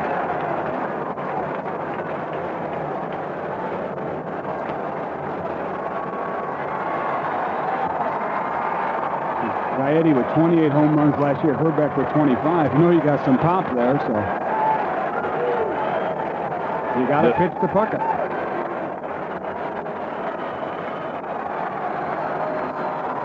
John taking a long time, so Puckett stepped out. You know the reason for that? You try and break the hitter's concentration. A hitter wants to get in the batter's box and swing and get a job done right away. If you make him think a little bit, it takes away. The 2-0. Swung on and chop foul. And Tommy John made a heck of a pitch. He threw his sinker, and he threw it about ankle high, and Puckett went after it. When the count is 2-0, you don't want to give Puckett or any of these great hitters, Puckett, Gaetti, and Herbeck, a good pitch to hit. They might drive it out of here. So now the count 2-1, and John can fish around the corners here. You can bet he's going to take his time. Greg Gagne with the tying run leads off second. There are 2 out. The 2-1. Swung on and chopped high over the middle. Fielded by Espinosa. He throws in time. Nice play by Espy. And the Yankees get out of another jam. No runs on a hit. The Twins leave 1 at the end of 5. 2-1 Yankees. You got that big family car and you know what to do. Leave it to the good hands people. Oh, your wife buys her own car, so now you've got to leave it to the good hands people. You get a van for your job, but you still need one more. 'Cause you love taking hills in your 4x4. Leave it to the good hands, people. You're in good hands with Allstate. If you need to insure more than one car, talk to an Allstate agent. With an Allstate multi-car discount, you may save some money. And with all those cars, you may need some money. Call Allstate today. With one car or a few, there's just one thing that you should do. Leave it to the good hands, people. You're in good hands with Allstate. Allstate Insurance Company, Northbrook, Illinois. With Allstate. A member of the Sears Financial Network.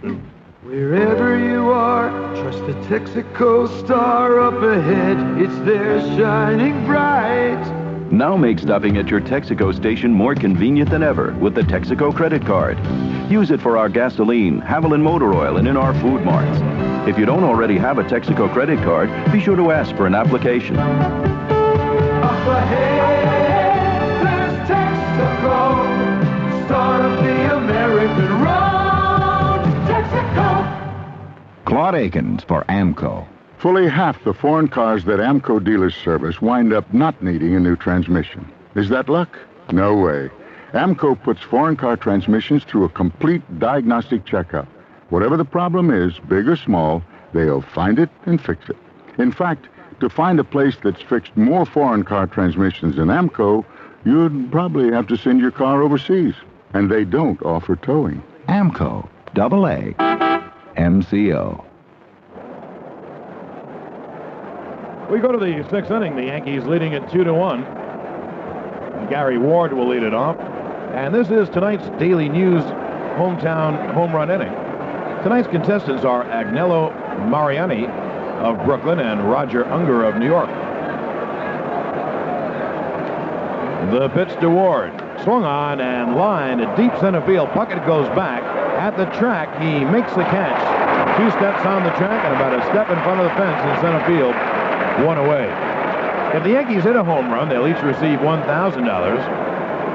And if the Yankees hit a grand slam, they'll each receive $10,000. If no homers hit, both Agnello and Roger will receive a pair of tickets to an upcoming Yankee game. And the last 2 batters, Jay Bird, have taken Viola pretty darn deep. Well, that's what happens when Viola gets the ball up in the strike zone, and the hitters are also starting to tee off on that fastball now. The pitch to Pagliarulo is in there for a strike, and the count 0-1. Yankees lead it 2-1. Getting there 2 in the 5th. The Twins score there 1 run in the 4th. The pitch.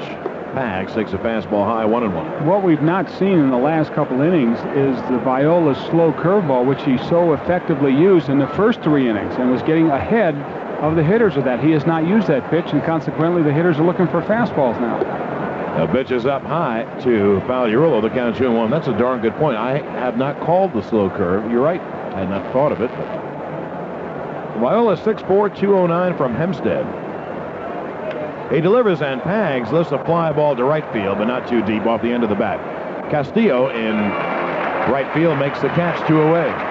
Get your spring wardrobe started in style with the latest fashions from Members Only. Members Only sportswear and outerwear. And the Yankees and Members Only wants you to help them fight against drugs. So remember, folks, say no to the bad guys. Now here's Don Slaught with 2 away. Bases empty. The Yankees 2-6-0 and Minnesota 1-6-0.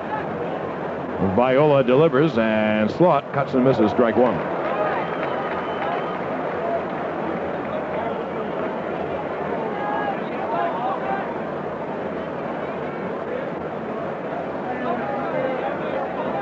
Tomorrow at 7:05, Andy Hawkins and Alan Anderson will be on a half hour earlier. The pitch to Slaught is fouled away. The count 0-2. And then on Thursday, would you give me the time of that game? I forget it. Is it 12:30 in New York? It's 12:15 here. 1:15 in New York. And Dave LaPointe will pitch against Shane Raleigh. Viola outside in the count 1-2. So I better give Eastern Australia. Time. I'm so confused. I'm confused about a lot of things, but in my life, which is very confusing now. But Eastern time tomorrow would be the pitch to Slaught is hit in the air to right field. Castillo is back on the edge of the track. He makes the catch. We'll give you times a bit later on. Nothing across for the Yanks at the end of 5.5 innings of play. The Yankees lead the Twins 2-1. I'm sitting with Bill Hayburn and his wife, Bernie. Bill's the inventor of Easy Quit, the cigarette substitute that helps you smoke away your habit without ever lighting up. Bill, why'd you create Easy Quit? Well, my wife, Bernie, had developed emphysema. I noticed when I smoked, she coughed, and I hadn't been able to quit. I decided now I had to, so I invented Easy Quit for us. Did it work? It sure did. I quit in 3 months. Nice guy, Bernie. He hadn't even told me that he quit. Suddenly, Bill wasn't smoking, and I wasn't coughing. That's when I decided if it worked for me, why not others? Over 500,000 people have used Easy Quit since. That makes us feel really good. Easy Quit is a no-nicotine artificial cigarette with a safe menthol formula insert. Takes you pleasantly by each cigarette crisis until you quit. Money back if it doesn't work. Here's how to get yours. Easy Quit is yours for just $12.95 plus $2 postage and handling.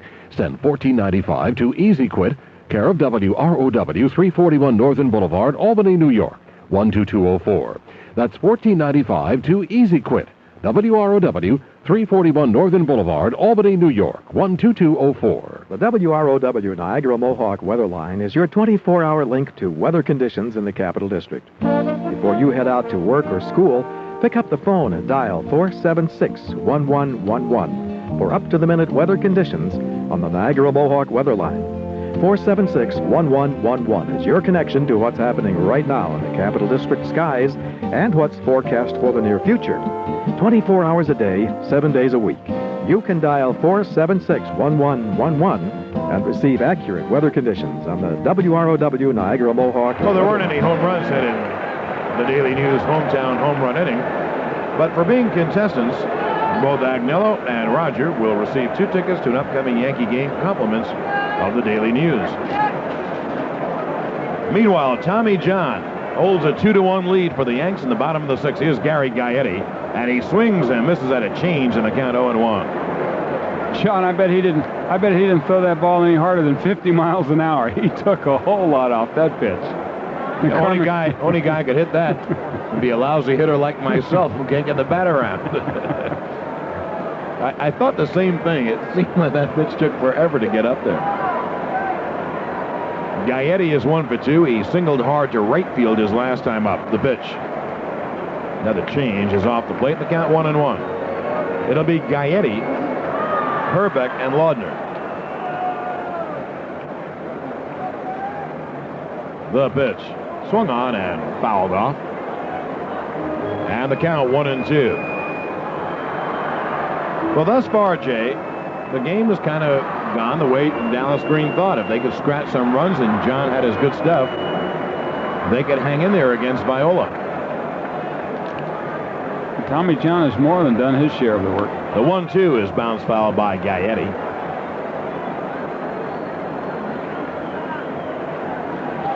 Now let's see if he comes back with that change. He started off Castillo with 2 changeups, then he came back with 2 breaking balls. Now let's see if he comes back with the change again.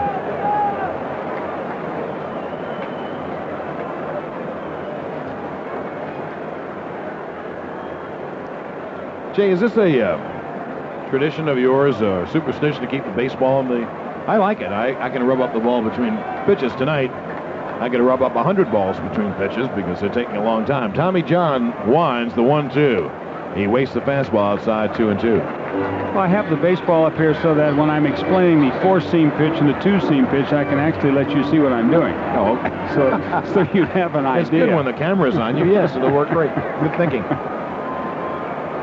John really working slowly. Here's the 2-2 to Gaetti. Change is bounced to short. Espinosa fields and fires. In time, 1 away. That's the Tommy John style of pitching. 2 changeups, back with 2 breaking balls, show him the fastball, and then come back with the changeup again. He's got the hitters way out in front of the pitch. I'd like to take this time to remind you that the New York Yankee radio broadcasts are brought to you in part by Masback Hardware, where people make the difference. The pitch to Herbeck is lined at dead center. Kelly goes back. He's there, and he makes the catch 2 away. It's too early for anything, and it's too early to make pronouncements as broadcasters are wont to do. But you have to admit this, in your gut, You have to like the way Espinosa plays the position at short. He doesn't have great range, but he's smooth and has soft hands and a very nice arm. I think he's a better defensive player than Santana, but that's my own personal opinion. 2 away. Here's Tim Laudner, the right-hand hitting catcher, and John delivers. And the pitch is up high, ball 1. And again, if you go back to Dallas Green's great lineup, I have to worry about getting the hitting from my shortstop to win the pennant. We're all in trouble. So. And that's true of Minnesota as well. The pitch is in there. That's true of Oakland with Walt Weiss and Minnesota with Greg Gagne. You want a shortstop. When Bucky Dent was the prototype, you want a shortstop who just makes the average play. As they say, makes the 2-out play. 1-1 on Laudner. 2 outs, bases empty. Bottom of the 6th. Yankees clinging to a 2-1 lead. The pitch. Fastball is swung on at line to left field. He got it up, and Laudner hit it. Henderson throws to second, and Laudner is on with a tying run with 2 out at first base. The Yankees open their 1989 Promotion Day schedule with a great giveaway the first weekend of the season when Ivory Soap presents Yankee Calendar Weekend. The Yankees host the Indians on Saturday, April 8th, Sunday, April 9th, and all fans at the stadium will receive a Yankee calendar compliments of Ivory Soap. And tickets are on sale now at the stadium or through Ticketmaster, so give them a call.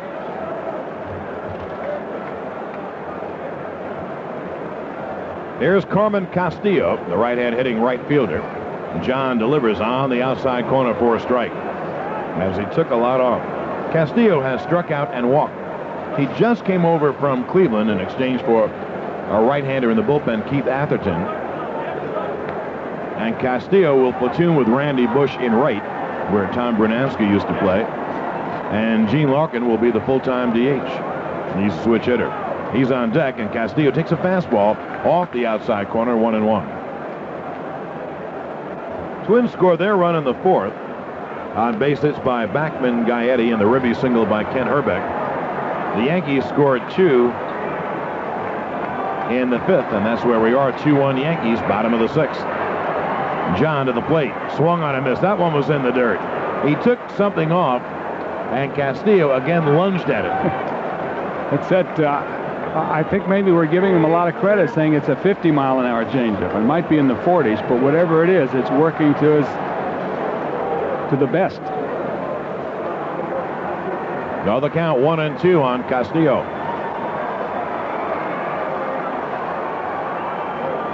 Castillo asks for time, steps out. Now back in again. Laudner leaves at first. He carries the tying run. The pitch, missing outside.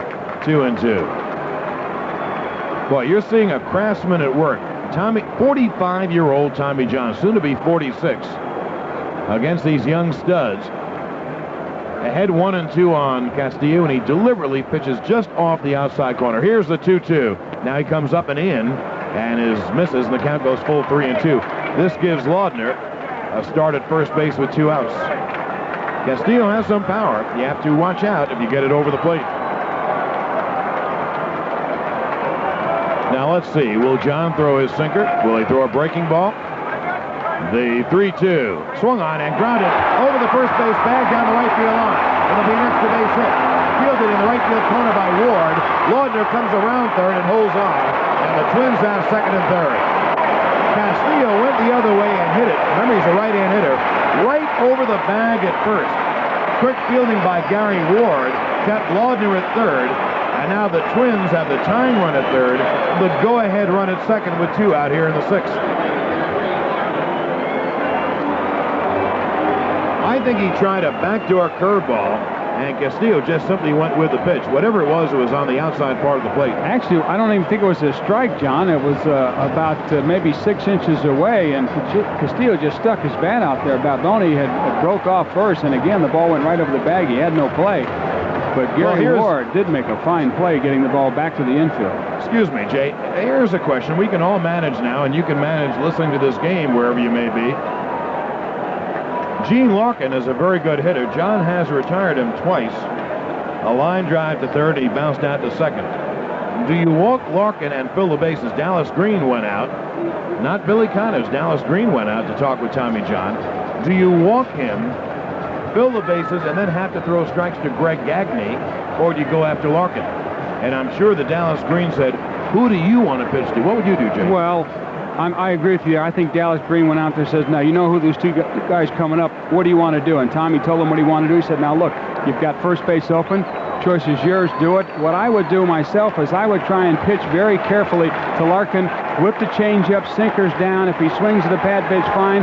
Or I walk him and then pitch to Gagne. Second and third, 2 out. The pitch, curveball, just missed the outside corner. That was a backdoor curve, and the count 1-0. A left-hander backdoor curve to a right-hand hitter. Started outside. Hope the hitter gives up on it and hope that it bends over the outside corner. If you walk Larkin, shortstop Greg Gagne on deck. The pitch.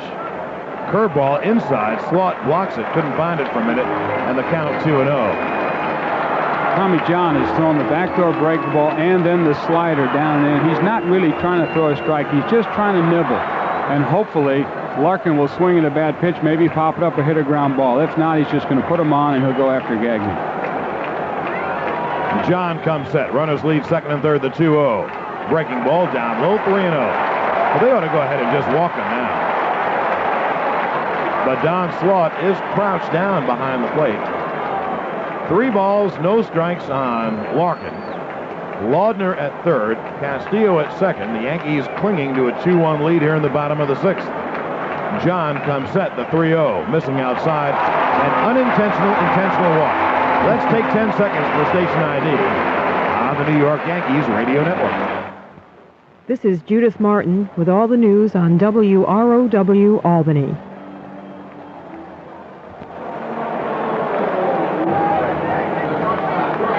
John Sterling, Jay Johnstone back at the Metrodome. The Yankees lead 2-1. That lead certainly in jeopardy here with the bases loaded. 2 men out, bottom of the 6th. The Yankee bullpen gets up. Dale Mohorsic, a right-hander, gets up. And the left-hander will be Lee Guterman. But now it's Tommy John and Greg Gagne. Gagne is 1 for 2. He bounced out, singled to left. The joint comes alive, this big crowd at the Metrodome. Laudner at third. Castillo at second. Larkin at first. John comes set and delivers. Just missed outside with a fastball, 1-0. If you don't think this can incite a hitter, you're up there, your hometown fans are rooting like crazy for you. The adrenaline just starts to boil over. You want to do good. You want to be successful. The pitch swung on and popped foul. Threw him a change, and Gagne, way off timing, got a piece of it and fouled it back. The Yankees' middle inning men are up. Mohorsic, the right-hander, Guterman, the left-hander. The Yankees lead it 2-1. Bottom of the 6th. Bases loaded, 2 out. The 1-1. Fastball is up and in, and the count 2-1. The walk, the intentional walk to Larkin was Tommy John's first base on balls tonight. Check that, his second.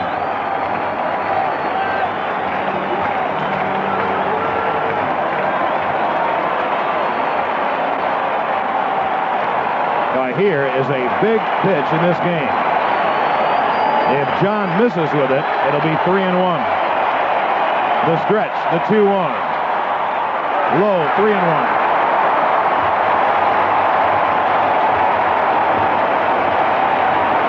Now, if you're Gagne in this situation, you're just looking for a ball, preferably a fastball, out over the plate that you can really tattoo. If it's anything else, you take it. The 3-1. Swung on and fouled off hard down the right field line. So the count now goes full 3-2.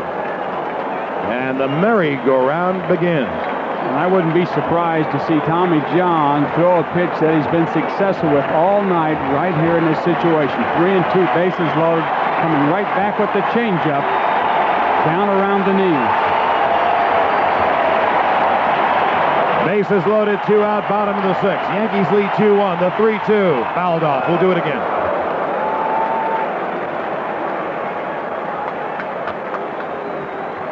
Laudner returns to third. Castillo to second. Larkin to first.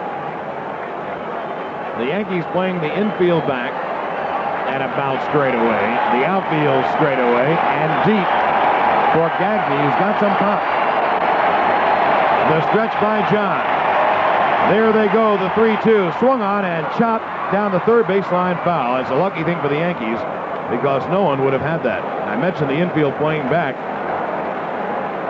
So the 45-year-old pitching genius of the Yankees, Tommy John, has come in twice, 3 and 2, with the bases loaded. You won't unnerve him. He might give up a grand slam, but it won't be because he's nervous. You know what he's doing? He's keeping the ball inside also to Gagne. Don Slaughter's had a word with TJ, and he comes back. Roberto Kelly has shortened up in center field. Runners take their lead. 2 men out. The 3-2. Line to right field. Ward, it comes over. Gary Ward makes a one-handed running catch at the line. And the Yankees are out of danger. For the Twins, no runs, 2 hits, 3 left. At the end of 6, it is 2-1 Yankees. I'm rolling with the punches. Well, that's sure plain to see. Ain't hiding from nobody. Nobody's hiding from me. I'm headed for the mountains. I'm just looking for a bullet. I ain't worried about tomorrow, no. I've got right now on my mind. I'm moving like a cyclone. Take it one day at a time. I'm headed for the mountains. I'm just looking for a bullet.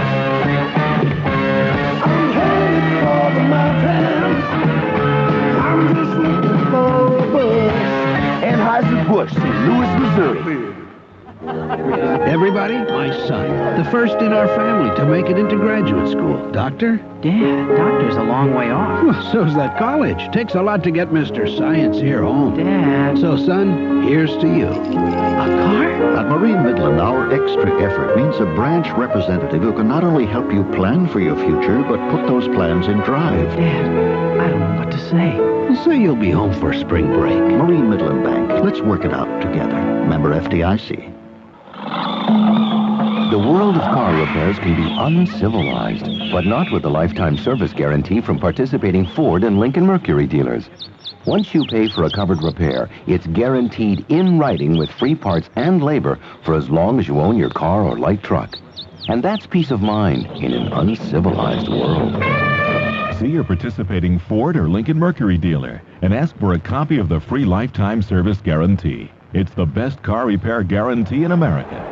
Contractors searching for the hard-to-get American Standard fixtures and faucets should call the Ridgewood Corporation in Mahwah, New Jersey, 1-800-562-0214. Home of the nation's largest inventory. That's in Mahwah, New Jersey, 1-800-562-0214. Give them a call. All right, Jay Burt. Alvaro Espinosa leads off and fouls the first pitch off. Viola comes back with a fastball, or the slider rather, down and in. The count 1-1. You know, when you mentioned Mahwah, which is right near New York, kind of in northern Jersey. Right now, here's the pitch to Espinosa. He fakes the bunt, takes a strike. I think of a friend of mine, the big whistle Bill Chadwick, who used to work on the Ranger games years ago with Marv Albert, one of the greatest referees in NHL history. And the Rangers had a player named Mario Marois, M-A-R-O-I-S. Right now, Viola winds and delivers, swung on, and blooped to short center field. It's another base hit for Espinosa. These 2 for 3, and the Yankees have a good start in their 7th. Anyway, Bill had a little trouble with Marois, and Marois came out as Mawa. Every time I think of Mawa, I think of the big whistle. Wherever you are, Bill Chadwick, hope you're doing sensational. Espinosa is at first base with his second hit of the night. Here's Roberto Kelly. Let's see if the Yankees bunt him over now. The Yankees desperately looking for an insurance run or two. They lead 2-1 in the 7th. Viola comes set. And the pitch. Kelly is bunting, and he bunts it foul. Kelly's had a big night. Of course, he catches everything in center field, as you know. He's also singled and doubled. He has knocked in a run, he has scored a run, he's stolen a base. And right here, Dallas Green wants him to move Espinosa to second base. Get that runner in scoring position to give possibly the Yankees an insurance run. Juan Berenguer is up in the bullpen, a right-hander for the Twins. Viola to the plate. Kelly shortens to bunt, takes a strike, in the count 0-2. If you're wondering, Mohorsic and Guterman have sat down, so that would lead you to believe that obviously John will come out for the 7th inning. Yankees lead it 2-1 in a heck of an opening night game.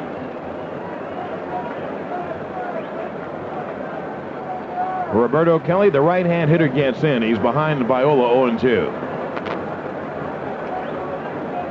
Espinosa with a very short lead. The pitch swung on and popped up to short center. In comes Puckett, has to play it on a hop. Around second and third is Espinosa, and the Yankees have first and third, no one out. Not only is Kelly 3 for 3, but give a little credit to Espinosa. He took off, realizing Puckett could not catch it, and he's at third as a result. The Yankees are in business with the runners on the corners, no one out for Ricky. You're right, John. The ball was in front of him. He watched all the way, decided it was going to fall in, and kept going, put his head down, and made it into third easily. Good base runner. And that's the chances you got to take. When you got a runner in lead, you can take those chances. Berenguer continues in the bullpen. Viola has a meeting with Tim Laudner. The Knicks were beaten tonight, and that was at the Garden, where the Knicks all of a sudden have had some problems. Philadelphia beat them 124-113. Ron Anderson, one of the greatest pickups in history, scored 36 for the Sixers. He came over for a guard that hasn't been used, a little guard whose name I can't think of right now, Everett Stevens from Purdue, and he has been great. Patrick had 33 for the Knicks. But if you're a Knicks fan, don't worry. Once the playoffs begin, they'll be ready. They can't go anywhere but first place in their division, so they're just taking it easy. Henderson batting, first and third, no one out. The throw to first. Kelly might be going at any moment. Henderson has singled twice and walked. He's been a perfect leadoff man as he continues his brilliant play in spring training. Yankees lead it 2-1. They certainly want one run out of this, at least. The pitch. Fastball is high, 1-0.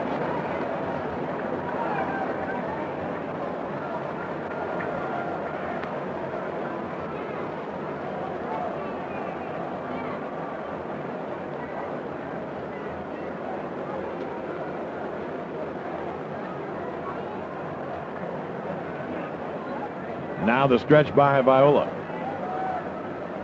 And the 1-0. There goes Kelly. The pitch is inside. The throw by Laudner is not in time. Another stolen base for Kelly. And, of course, holding on at third was Espinosa. Wow. And Laudner had to take time to look at Espinosa to make sure that there wasn't a double steal on him. By the time then he turned and fired to second, Kelly was in there with a head-first slide. Wasn't even close. The Yankees are 4 for 4 in stolen bases. Henderson has 2, and Kelly has 2. You know, Jay, this game thus far has worked out like Dallas Green drew it up, like he wrote a script. They've stolen 4 for 4. They're getting great pitching from Tommy John. They lead 2-1, and the Yankees now have 2 enormous runs on the base paths. Espinosa at third, Kelly at second. No one out. As up for Henderson, Sachs and Brookins to drive him in. The stretch and the pitch. Fastball right through there. One more thing. Let's manage for a bit, Jay Bird. If in case Tom Kelly takes out Berenguer, that kind of turns the tables around for the Yanks because they are heavily left-handed on the bench. Almost their entire bench is left-handed. Well, if they bring in Berenguer, you're right. They've got Quirk, they've got Phelps, and they've got Mel Hall to counter. And right now, I don't think I'd do that if I was Tom Kelly.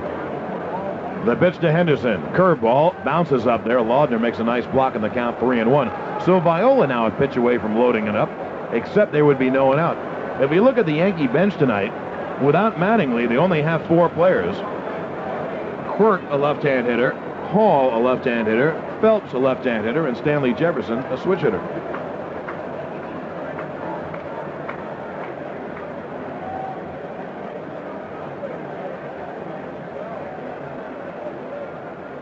Now, you know Ricky will be swinging 3-1. He did not look down at Lee Elia. He has the privilege. Second and third. No one out in the seventh. The 3-1. Swung on and missed. On the count 3-2. And he threw that great Viola change. And the bottom kind of dropped out as it got to the plate.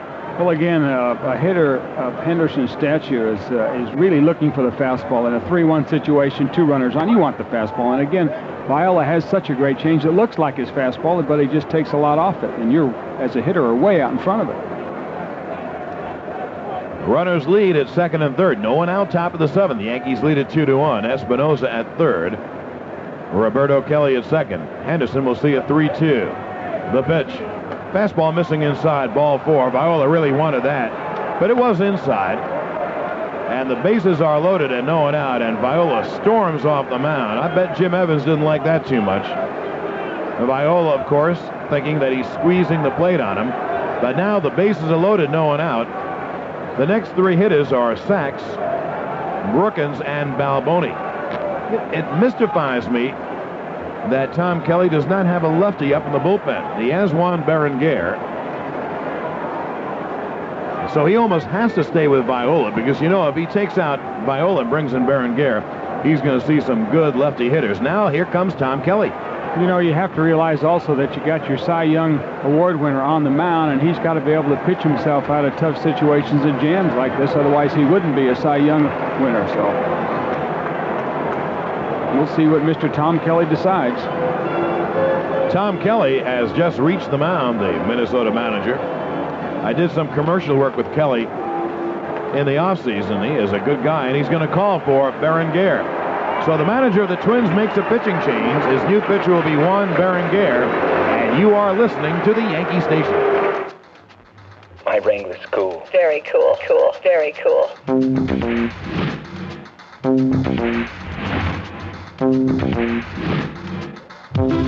A Wrangler's fun, fast, wild, hot, and cool. My Wrangler's a Jeep. My Jeep's a Wrangler. Fast, wild.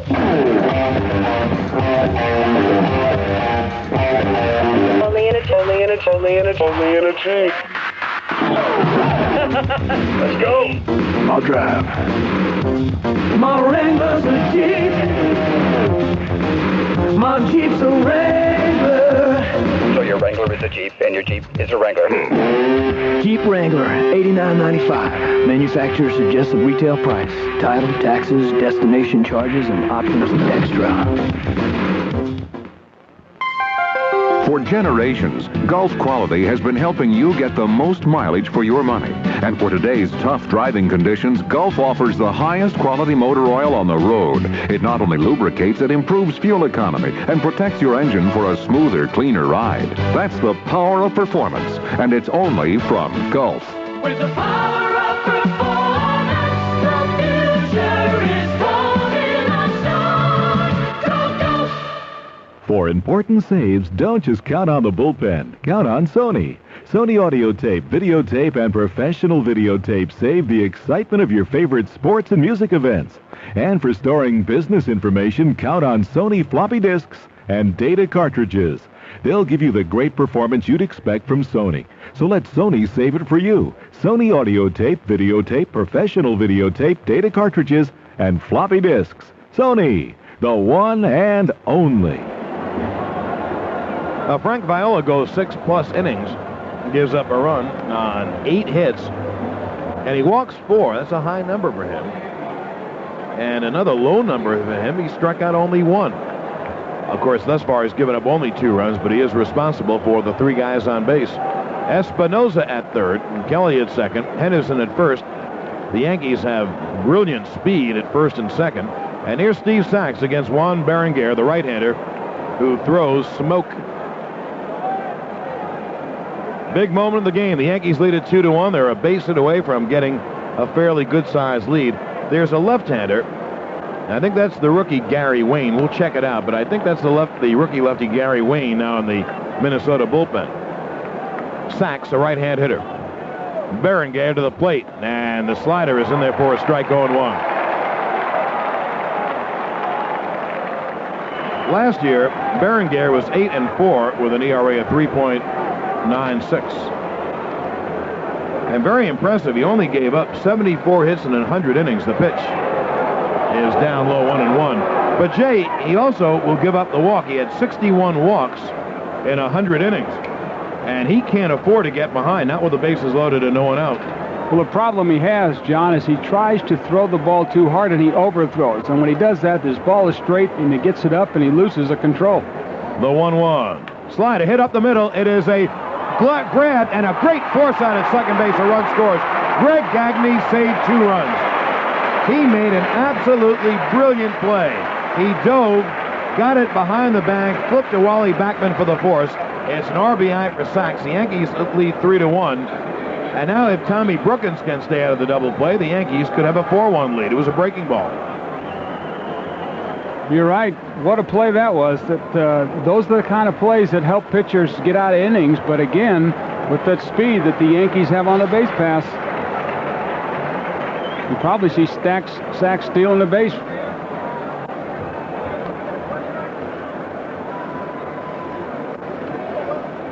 Now Berenguer comes set, ready for Tom Brookins, and delivers the fastball right through there for a strike. He throws hard.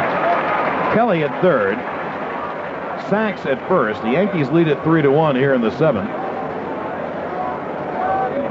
And Jay, let's see now if Sachs is going to draw the throw. You never know when the guy might throw into center field. No, I would think so. There he goes.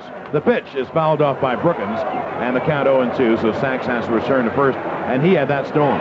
You know, we've talked about it in the Met games, John. We've talked about a little bit at the end of spring training.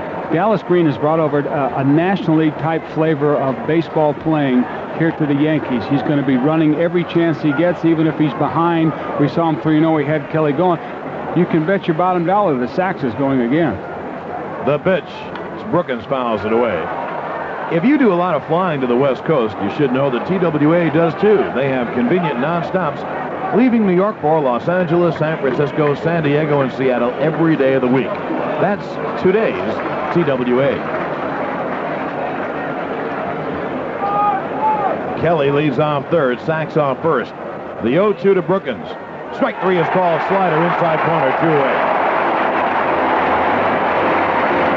Tommy Brookins got fooled a little bit on that pitch. He thought it was going to stay inside. It was a kind of a slider that was right at you, then came back over the inside corner of the plate. A tough pitch to pull the trigger on. Now 2-away, and here is bye-bye Balboni. Steven tonight has hit a fly ball into a double play down the left field line. Popped to short, and then came within a couple of inches of hitting a 2-run double as Gladden made a leaping catch against the left field fence. Runners on first and third, 2 out.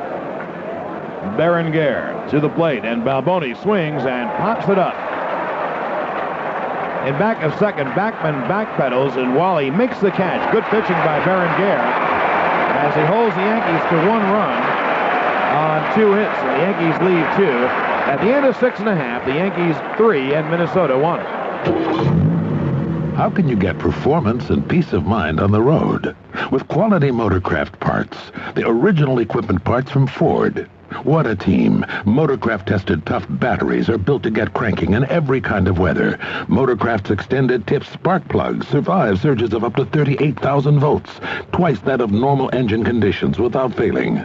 The Motorcraft FL1A oil filter effectively traps, on average, 80% more dirt than the other leading filters.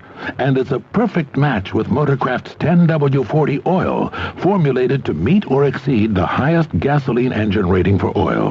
Take on the road with confidence with Motorcraft. See your local New York, New Jersey, or Connecticut Motorcraft retailer today for your peace of mind. Like the peace of mind you get from quick-starting Motorcraft-tested tough batteries. They have the cranking power you need for 40, 50, or 60 months. Motorcraft. Quality parts for quality cars. Baseball's back, and while the Yankees get ready to make their run at the pennant, the horses are off and running at the Big A. Every day except Tuesdays, you can come out to Aqueduct for the very best in thoroughbred excitement. The best horses, the top jockeys, and the biggest winners of all are at the Big A. Just take the train to the plane or the A train, or by car the Bell Parkway or Van Wyck Expressway. First race, 1 o'clock. Don't strike out. Make money today. Go to the Big A. Kindles the cool for your caddy, the juice for your jag. It's the jolt in your cold, and what wins you the drag. You want to add life to the life of your car? Give it the good stuff. Kindle Motor Oil. Pour it in and pour it on. It's the push in your pickup, the zap in your seat, the revs in your turbo, and the heart of your little TT. Pour it in, pour it on, pour in the Kindle, and pour it on. Don't miss the Yankees' first 2 giveaway days of the season. The Yankees host the Indians April 8th and 9th on Ivory Soap Yankee Calendar Weekend. And the Twins will be in town on April 16th for the Texaco Yankee Cap Day. So come on out for both days and get some great gifts, folks.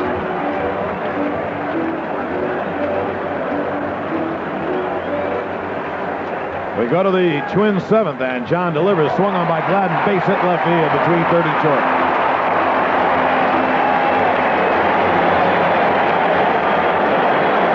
The Yankees have the right-handed Dale Mohorsek, the left-handed Lee Guterman in the bullpen. Here's Wally Backman with 1 on and no one out as the Twins try to rally. Terrific pitching by Juan Berenguer, Jay, to hold the Yankees to 1 run when they had the bases loaded and no one out. Yes, sir. The best pitch of the night that he made was the inside slider to Brookins. Kind of caught him looking a little bit, froze him, and helped get him out of the inning. Now the pitch is a curveball with no bite, and the count 1-0 to Backman, who stayed up high. Wally is 1 for 3. Gladden with that base hit is 2 for 4. The Twins have 9 hits. The Yankees have 8. But the Yankees lead it 3-1. The line on Viola is complete. He gives up 3 runs and 8 hits in 6+ innings. 1 strikeout, 4 walks.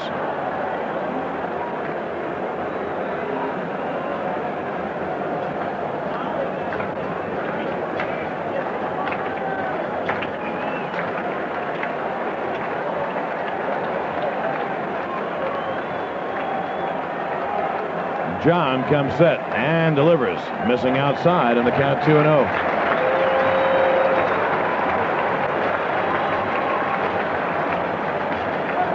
The Yankee lead is 2, 3-1. But the Twins have Gladden at first base, no one out, 2-0 on Backman, and their big guns coming up. The pitch to the plate, missing outside, 3-0. I would think that Dallas Green will make a pitching change if Tommy John loses Backman here. It'll probably be Mohorsek. The next 2 hitters are right-hand hitters, Puckett and Gaetti. I agree with you. I think John is maybe 1 pitch from leaving this game. He comes set and delivers. There is a strike, 3-1. Then again, if he gets Backman out, well, he's done his job. He's held the Twins to run on 9 hits. He's kept the ball mostly down. He's got them to make a lot of ground ball outs. They've turned some double plays. John goes to first to keep Gladden close. But Gladden really not a threat to steal at this point with his team down 3-1. Although those kind of rules in baseball are out. Guys steal it all the time now. Swing 3-0 all the time. The pitch. Bunted at by Backman. It's going to be a base hit. He bunted to the first base side of the mound. Balboni covered, and no one was at first base. So it's a base hit for Backman, and the Twins have the tying runs on, and no one out here in the bottom of the 7th. Now that's a good play by Backman because Sachs was close to second base in case Gladden did steal, or in hopes of setting up the double play. All Backman had to do was get the ball on the turf by Tommy John, and it was a foot race between him and Tommy John. And Backman would easily beat Tommy John in a foot race over to first.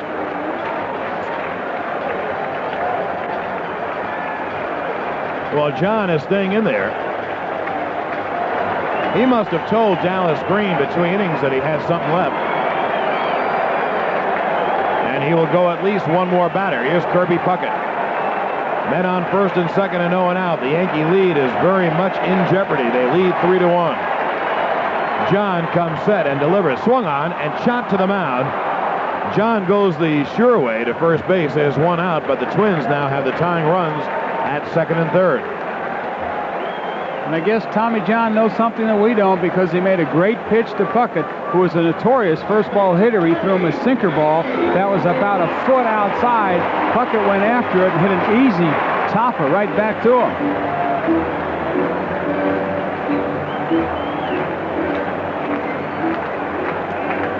Well, let's everybody manage. Do you want to put Gaetti on? Then you put the winning run at first base, or at least the go-ahead run. Nope. You have a left-hand hitter up next, Ken Herbeck. Tonight, Gaetti is 1 for 3. His single went to right field. The tying runs at second and third. The pitch to Gaetti, swung on and bounced to third wide. Pags fields. He throws to first in time. A run comes in, and it's a 3-2 ball game. Backman holds at second base. Again, I told you earlier that the Twins are a notorious first ball hitting club, and I think Dallas Green wants Tommy John to keep throwing that sinker. If he can keep the ball down the infield, he's done the job. Now here's Ken Herbeck with a tying run at second and 2 men out. Boy, Tommy John has got he's got a little bit of intestinal fortitude. I wish I could say something else, but he's got it. If he can get out of this inning with only giving up 1 run, he's done a remarkable job. Here's Ken Herbeck with 2 out. The pitch swung on and missed, strike 1. And again, the Twins are swinging on that first pitch.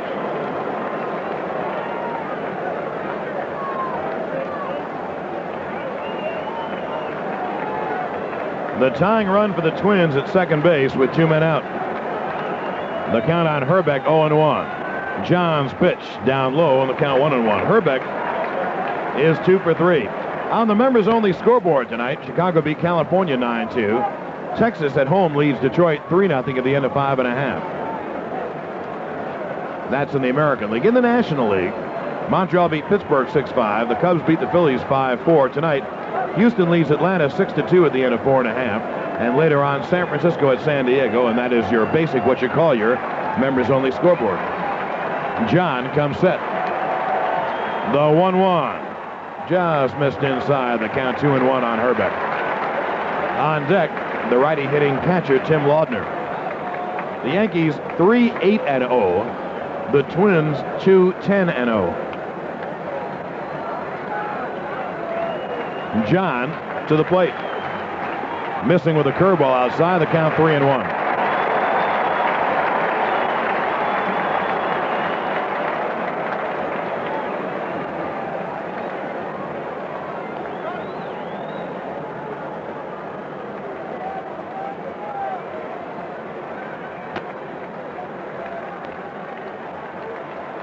Now TJ comes set. Backman with the lead at second. The pitch is hit on the ground at second. He should get out of it. Sachs fields. He flips to Balboni, and the inning is over. Oh, that Tommy John.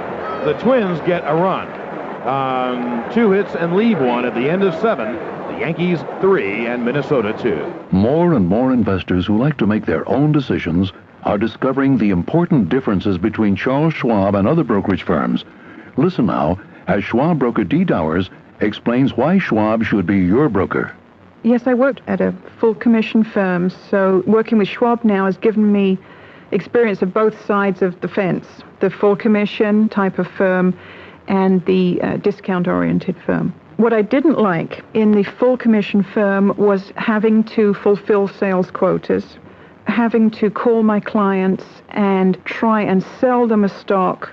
With Schwab, it's a completely different approach. We try and be as completely helpful and informative as we can, but we leave it up to the customer to make their decision, and to me that's really important. For free information about Schwab services, call toll-free 800-222-3838. That's 800-222-3838. Call Schwab now, member SIPC. This is Ken Lamb, and I certainly hope, if you're not already a regular, that you'll make it a point to join me right here for a weekly visit called The Special of the Week. But fair warning, we are habit forming Once you start listening, we're hard to put down. Brought to you in part by Evergreen Chrysler Plymouth, Schenectady Federal Savings, Ursula of Switzerland, and Oscar Mayer. We're on the air twice on Sunday, at 9 o'clock in the morning and at 8 o'clock in the evening. The special of the week, Sunday mornings at 9, Sunday evenings at 8, here on WROW AM 59, FM 95.5. Let's take 10 seconds for station identification here on the New York Yankees Radio Network. This is Dave LaPointe of the New York Yankees. Stay with the winners. New York Yankee Baseball on WROW-Albany.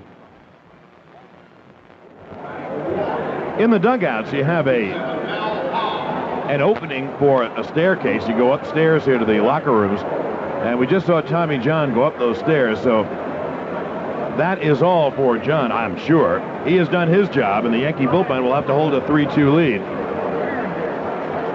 We go to the 8th inning. Mel Hall will pinch hit for Gary Ward against Berenguer, and the pitch is outside. How about a book on Senor Smoke? Oh, yes. Oh, yes. He's got a fastball and a forkball. He likes to throw the forkball to left-hand hitters. He throws strikes, but sometimes, again, he overthrows. He throws the curve mostly to right-hand hitters. Again, if he gets that forkball over to the left-handers, he's tough. The pitch, there is a forkball, and it's in there for a strike. Forkball, for you uninitiated, is kind of like the split finger. It comes up and breaks down when it's thrown correctly. And they say you can throw the split finger much harder, and that's, I guess, the difference. The wind by Berenguer, and the 1-1. Hall hits it hard on the ground. Herbeck stops it. Nice play. Herbeck makes the play himself, 1 away.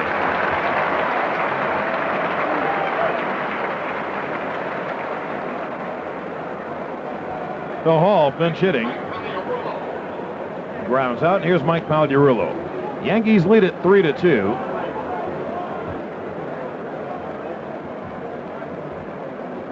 Here in the top of the 8th. Of course, Tommy John might be going upstairs just to change shirts, but I don't think so. Pitch is down low to Pagliarulo, ball 1. Tags is 0 for 2 with a walk. The Yankees lead it 3-2 here in the top of the 8th. The pitch is up high. John threw 103 pitches through 7 innings. That's pretty good. 63 strikes and only 40 balls. I'll say. And he leaves with a 3-2 lead, if indeed he leaves. Berenguer to the plate. Pagliarulo cuts and misses. The forkball. What he does with that forkball is he keeps it on the outside part of the plate. It looks like it's going to be a low strike, and then the ball just dives out of the strike zone. Very tough pitch to lay off of if you're a left-handed low ball hitter. The 1-1. Fastball on the inside corner for a strike, 1 and 2. If the Twins win this game, they have to thank Juan Berenguer. He did some job. Bases loaded, no one out last inning. And he got out of it with just 1 run. Now the pitch. Cut on a miss, strike 3. Pagliarulo strikes out, 2-away. Again, after he comes back with the inside fastball, he comes away with the forkball. As I mentioned, most left-hand hitters are low ball hitters, and it's a very tough pitch to lay off of. Now 2-away, and here's Don Slaught. Dale Mahorsick is warming in the Yankee bullpen. Maybe Mahorsick, the pitch to Slaught is swung on a missed fastball. It might be that Mahorsick was warm, and he's just taking a few pitches to get ready.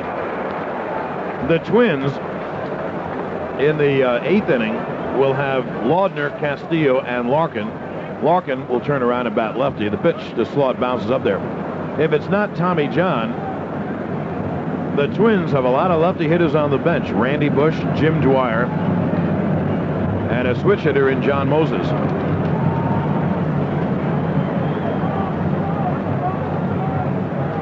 Now the pitch to Slaught, swung on and popped him up in the infield. Right at the mound, Herbeck coming in back of the mound makes the catch. It's a 1-2-3 inning.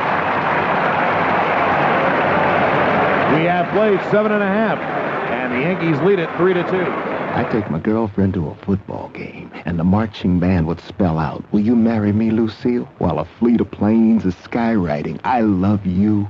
And then the band would take the formation of a wedding bell that would swing back and forth and wouldn't stop till she said yes. Twice a week, someone could win millions of dollars. Think what you would do if you won. And then I'd buy her a hot dog, and underneath the ketchup pack, she'd find a 4-carat diamond ring. New York Lotto. All you need is $1 and a dream. I have a question for people who don't use TWA's Airport Express. Calculate the number of molecules on the head of a pin with a circumference of 6.48 millimeters. There. That should give you something to think about while waiting in those long airport lines. As for those of you who do use TWA's Airport Express, we hope you don't feel slighted. It's just that you already have your round-trip boarding passes and seat assignments in hand and can go directly to the gate. We just thought the others could use a little something to help pass the time. Here's another question for those of you who don't use TWA's Airport Express in case it's a very long line. Compute the value of pi to its final digit.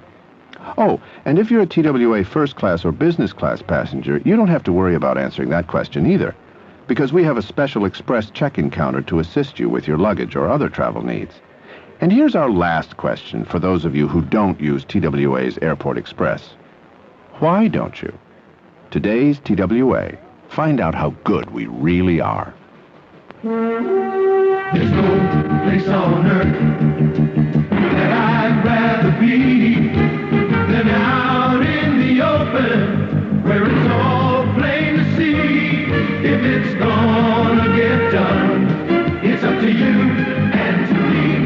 Come on and head for the mountains of Bush.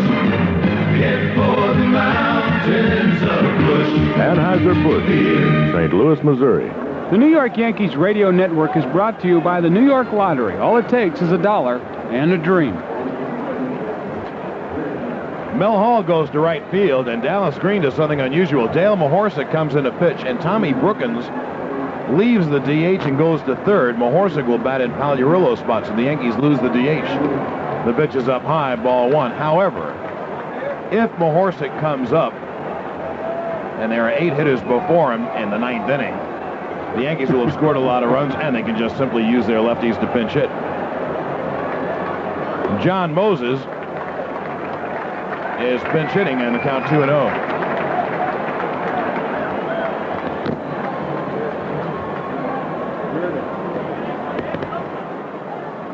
Moses, a switcher to batting left, singles type hitter. The pitch from Mahorsic, ball 3, and that's a terrible way to begin. Going behind on the leadoff hitter, 3-0, and the leadoff hitter being the tying run. The Yankees lead it 3-2 here in the bottom of the 8th. John Sterling, Jay Johnstone, the drama Bills in Minnesota. The pitch is right through there for a strike. When you're looking for quick starting, dependable lawn and garden or construction equipment, call the 212 area code 654-8710. Your Homelight and Jacobson dealer. The 3-1. Moses, strike 2 is called. What was the book on Mahorsic? Well, he's your basic sinker ball slider pitcher. He's got a straight change, but basically he's going to challenge the hitters. He wants the ball down in the strike zone. Hopefully the hitters will hit the ball on the ground. The 3-2. Swung on that line. Grabbed it short by Espinosa. One away. He had it all the way. So Mahorsic really battled back. He had to throw 2 strikes at 3-0. And then he got Moses on a soft line to short. One away.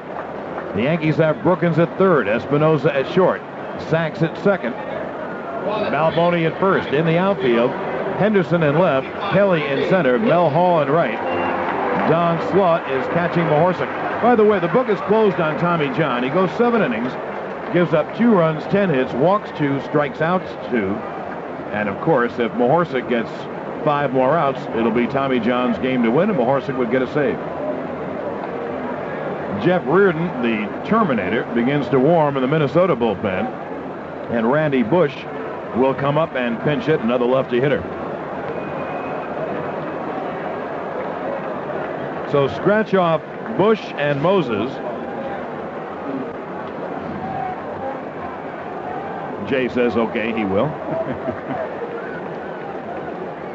Bush hits for Castillo. He'll go on the game. And undoubtedly, Brian Harper will go in and catch in Laudner's place. Moses hit for Laudner. 1 away in the bottom of the 8th. The pitch misses outside, 1-0. Mahorsic, as Jay said, a sinker slider pitcher. Like all sinker pitches, even though he doesn't throw excessively hard, his ball moves. It moves a great deal, and what Dallas Green wants here is to keep the ball on the ground. Line to center field. Kelly goes back on the track. He makes the catch. Boy, can he play center field. You heard the term soft hands. Well, that kid has it. He raced back to the track and caught it Willie Mays style, breadbasket style, smoothly and easily. He got some hands. He might have soft hands, but he's got awful quick feet. Oh, does he ever. We're going to see a replay of it again. Watch those hands, Jay. He's just a great center fielder. If he hits 270, he's going to be a star. Because if he hits 270, he'll also steal 30, 35 bases. Well, the one thing I like about him is that he's not afraid of the wall. He went back, he caught the ball like about a step and a half from the wall. The pitch, and Larkin fouls it back, and the count strike one. Oh, the Yankees now 4 outs away. 2 outs, bases empty here in the 8th.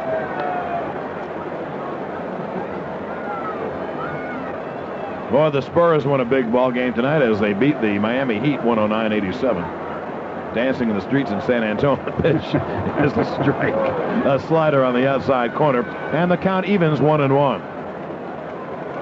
Lance McCullers gets up in the Yankee bullpen. Now the stretch and the pitch.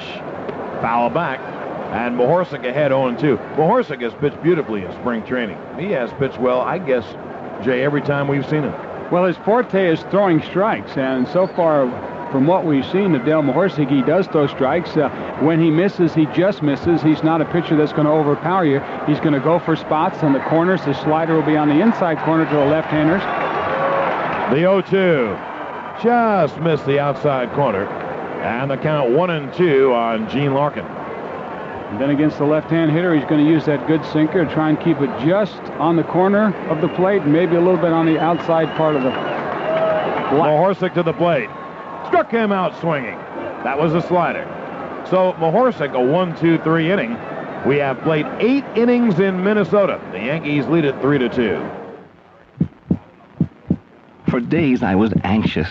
Each night it all started with my desk drawers rattling. Then the papers on my desk shuffled themselves. Voices in my head kept whispering, "Do it now." My heart raced. Beads of sweat dripped down my face. Time was running out. I had to do something. Then the other night, I don't know what possessed me to go over to my desk and pick up my tax forms. I trembled, but I was ready. Then I realized, hey, if I just do my taxes, they wouldn't be so taxing. So I put on some music, and I opened the window for some fresh air, and I did my taxes. Why did I let them haunt me for so long? Don't let your taxes haunt you. File now, file accurately, and if you need help, just contact your Internal Revenue Service office. So I've been telling all my friends, relax. Make your taxes less taxing. Do them now. This message is brought to you by the Advertising Council and the Internal Revenue Service. WROW has proudly brought you another exciting New York Yankees game. Brought to you by Upstate Dodge. WROW brings you all the Yankees action this season, including daytime games. So keep your dial set right here for more action from the Bronx Bombers. Stay with WROW throughout the season as we follow the progress of the New York Yankees as they make their move toward the top. That's Yankee baseball right here on your Yankee station, WROW.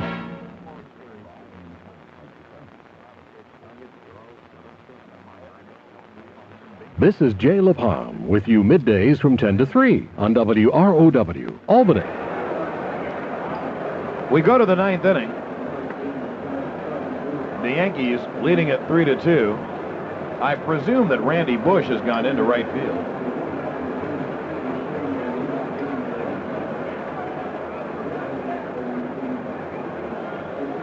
He has.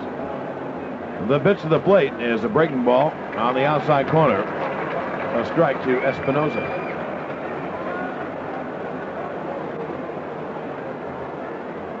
Now Berenguer delivers 0-1, and it's fouled away.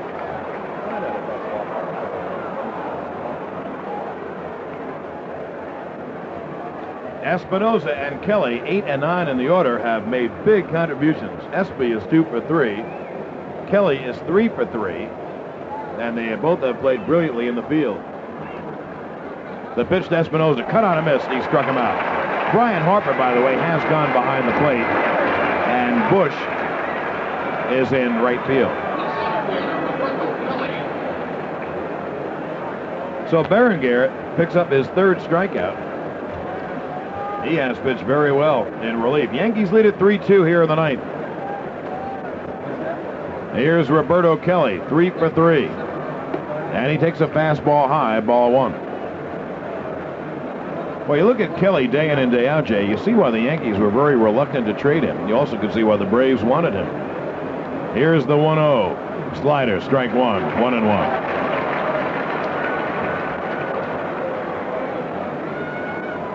Gaetti at third, Gagne at short, Backman at second, Herbeck at first.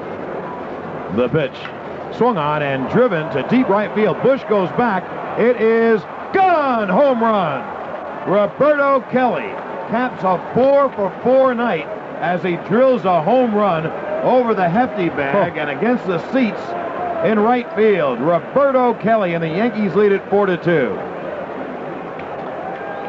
You talk about a pretty swing. He went the other way, he almost inside out a Juan Berenguer fastball, and golly, did he hit it a long way. Boy, is that kid ever a prospect. My goodness.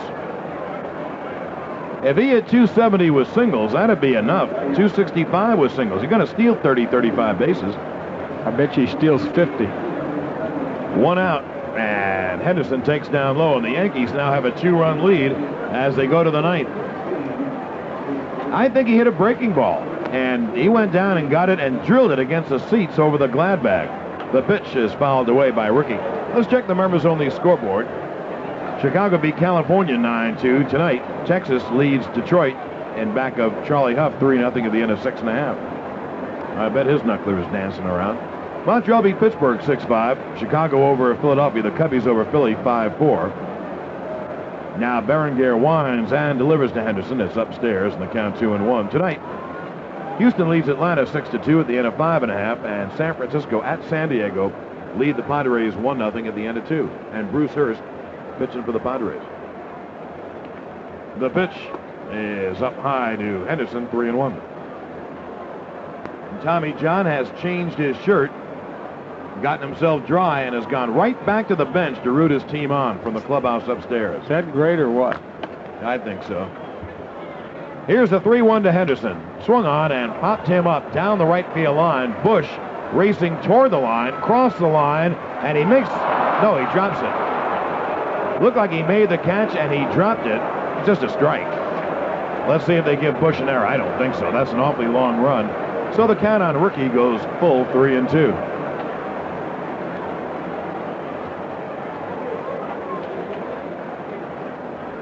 That ball was in the glove. I guess he should have had it, although it was a long run. Let's see how they score. It's unimportant anyways, just scoring.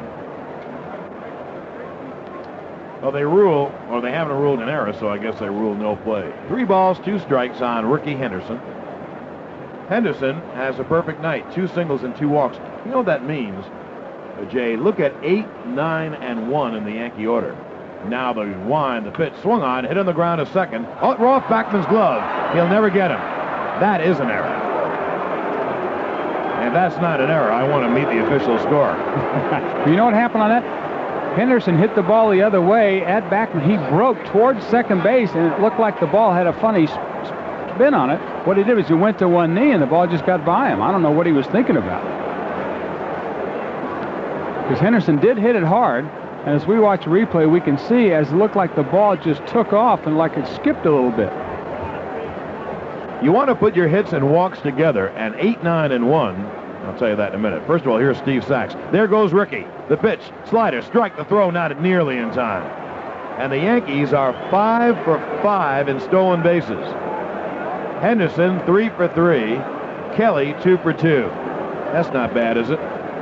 Anyway, 8, 9, and 1 in the Yankee order are 8 for 11, and they've been on base 9 out of 11 because of the error. Nobody's happier than Dallas Green. Oh, my. He's 0-2 in the season openers. The stretch by Berenguer, the pitch to Sachs is fouled off, and so Sachs behind on the count 0-2. Yankees lead 4-2, top of the ninth. Henderson at second with one man out. Now the pitch from Berenguer. Swung on and bounced foul. Time had been called. No pitch, a balk on Berenguer, and move Henderson to third. You know, Sachs took a quick swing at that ball because that's a free swing almost. You know, a little batting practice swing. Let me swing anyway, a balk.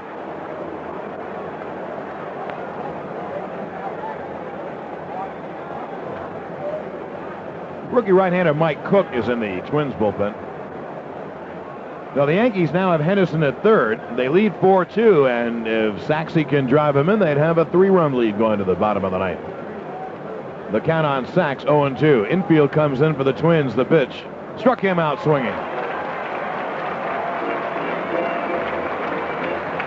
Sachs was fooled by that pitch. It was a fastball up out of the strike zone, and he was looking to try and do the same thing he did before, hit a fly ball, but the ball was a little higher than he thought.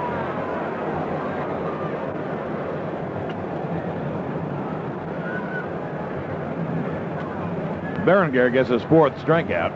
And here he pitches to Tom Brookins, now the third baseman. The fastball is high, ball one.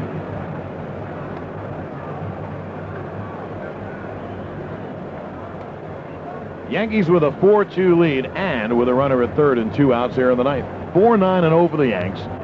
2-10-1 for the Twins.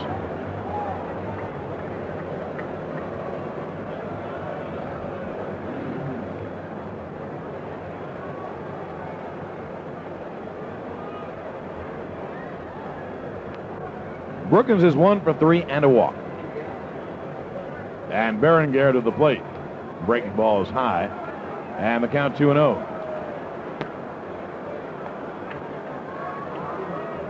In the Yankee bullpen, the right-hander is Lance McCullers. The left-hander is Dave Rigetti. Henderson leading off third, bluffing, and the pitch is swung on and hit in the air to center field. Puckett goes back. He's there. Kirby makes the catch. And the Yankees settle for 1 run on the home run by Roberto Kelly. 1 more mile to go at the end of 8.5. The Yankees lead the Twins 4-2. Honey, I guess I didn't expect retirement to come so soon. You've earned it, pal. And a little vacation, too. Say, Hawaii? I was thinking closer to home. I know this great little place in the Adirondacks. Okay, we'll rent. Honey, I think this time we'll buy. Oh. Marine Midland's extra effort means more than just planning for retirement, but ending up exactly where you want to be. Nope, no pool, just a lake. Marine Midland Bank. Let's work it out together. Equal housing lender, member FDIC. Hey, Yankee fans, your Tri-State quality Ford dealers can give you low monthly car payments and low maintenance costs with a low down payment. Now, Ford Motor Credit is offering a sizzling deal on the hottest wheels in town with a red-hot red carpet lease plan. Arrange financing through Ford Credit and choose from the complete lineup of Ford cars and tough-built trucks. Get all the facts about a red-hot red carpet lease plan from your Tri-State quality Ford dealer and drive home a winner today. This is Mario Cuomo. If you own a business, you know that your greatest asset is a quality workforce. Your employees help you maintain the edge that you need to compete and to stay ahead. When it's time to hire, consider the qualities that count: reliability, initiative, dependability, and good judgment. Qualities you'll find in mature workers. Hire an older worker with the experience to get the job done. For information on hiring the mature worker, call your local office for the aging or employment and training program. Members Only has the latest sportswear styles and colors to fit your lifestyle. Don't miss Members Only's new spring collection and team up with the Yankees and Members Only to fight against drugs and the bad guys. Remember, everybody, say no.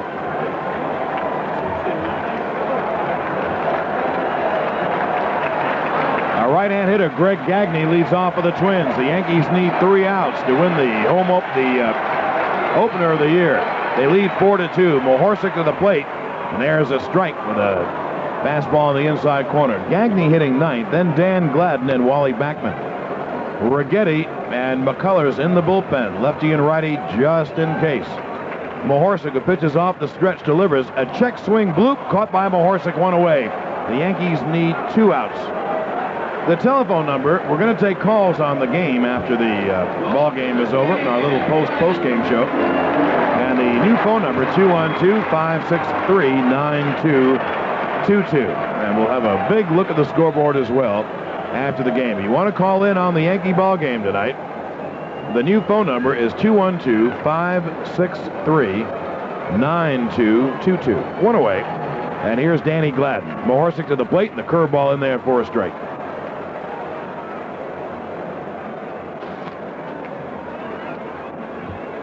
The Yankees have done about everything right tonight. The pitch is fouled away, and Mahorsic now ahead on the count 0-2. Backman on deck. When you look down the lineup, you know if anyone gets on, you have a home run hitter in Kirby Puckett and Gary Gaetti. So the drama and the tension certainly will build if either Gladden or Backman get on. Mahorsic to the plate, way outside the count 1-2. Gladden, a right-handed. Of course, Backman will turn around and he'll bat lefty, his strong side against Mahorsic. The stretch and the pitch. Struck him out swinging on a slider. 2 away. Mahorsic continues to do what pitching coaches like. He gets ahead of the hitters early, throwing strike after strike after strike. Now the Twins are down to their last out as the people leave in droves here at the Homer Dome. The Yankees lead it 4-2, trying to win on opening night. Tommy John was brilliant through 7. Mahorsic has retired all 5 men to face him. The Yankees are 1 out away. Brookins shortens up at third to guard against the bunt. The pitch to the plate is down low on the count 1-0. Wally Backman, as you know, will do anything to get on. If he does, Kirby Puckett would be the tying run as the Yankees lead it 4-2. The stretch by the big righty and the pitch inside with the slider, and Backman now ahead on the count 2-0.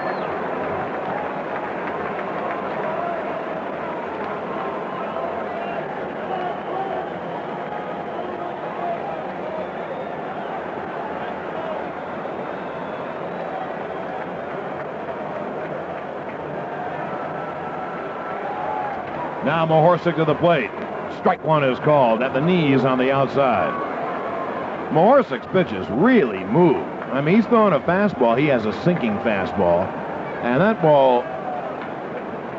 ball really moves. Takes off. Very tough for a left-hand hitter. The 2-1. Swung on, hit hard, right at Balboni. Knocks it down. Steps on the bag. The Yankees win. Well, the Yankees did everything right. They hit in the clutch. They got great performances from Espinosa, Kelly, Ricky Henderson. Outstanding pitching from Tommy John and Dale Mahorsic. And the Yankees have won the home opener. I keep saying home opener. They've won the opening game. Tommy John now 13 away from 300, and the Yankees celebrating on the field like they just won the World Series. Good for them. They deserve it. We'll be back with our post-game show. And your phone calls at 212-563-9222.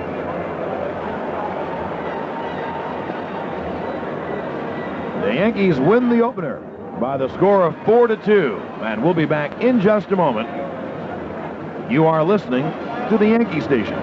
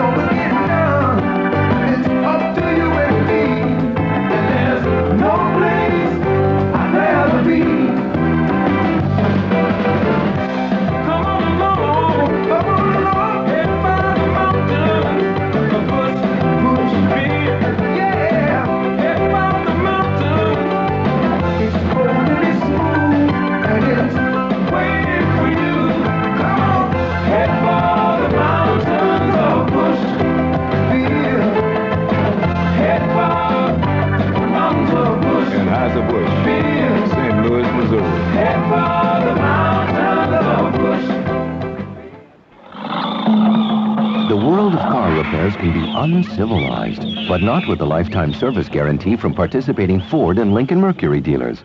Once you pay for a covered repair, it's guaranteed in writing with free parts and labor for as long as you own your car or light truck. And that's peace of mind in an uncivilized world. See your participating Ford or Lincoln Mercury dealer and ask for a copy of the free lifetime service guarantee. It's the best car repair guarantee in America. Do you ever watch TV commercials? I do. My favorites are the ones that show this poor Meineke muffler guy who's besieged by every nut in the world screaming, "I'm not going to pay a lot for this muffler."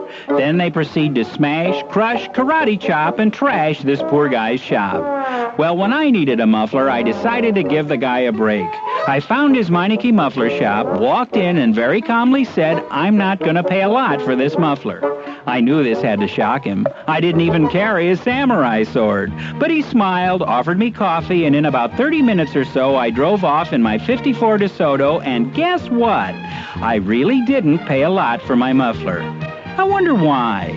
Maybe it's because at Meineke discount muffler shops, quality work, quality product, and good old-fashioned courtesy still means something.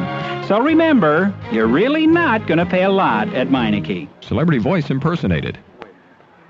Want to drive for miles and miles without engine problems? Drive into Jiffy Lube every 3,000 miles for an oil change with quality Pennzoil.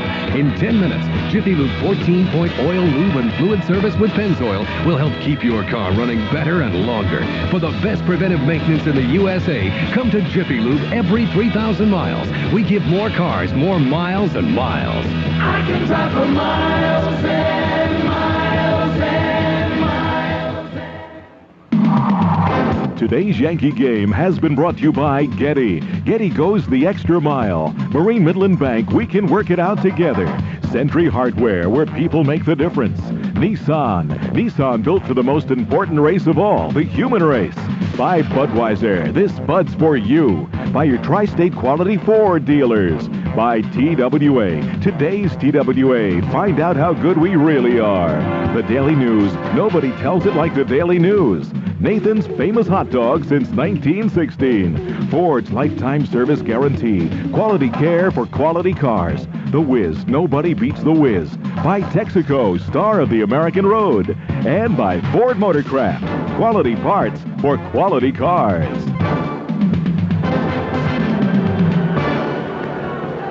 Well, a terrific start for the Yankees.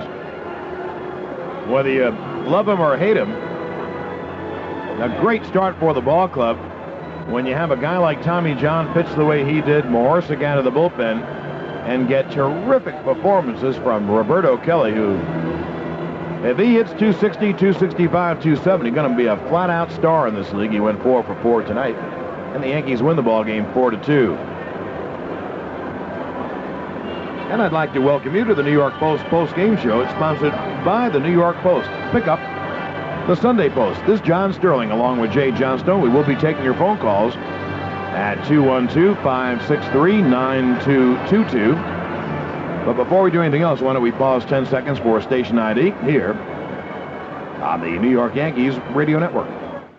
This is John Mountier. Spend Sunday morning with me on WROW-Albany.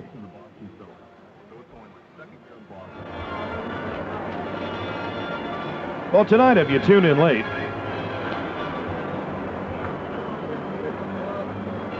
the Yankees fell behind 1-0 in the fourth. The Twins scored a run on a base hit by Backman, a base hit by Gaetti, and an RBI base hit from Ken Herbeck. Yankees took a 2-1 lead, though, thereafter in the fifth. Espinosa singled with 1 out. Kelly doubled him in.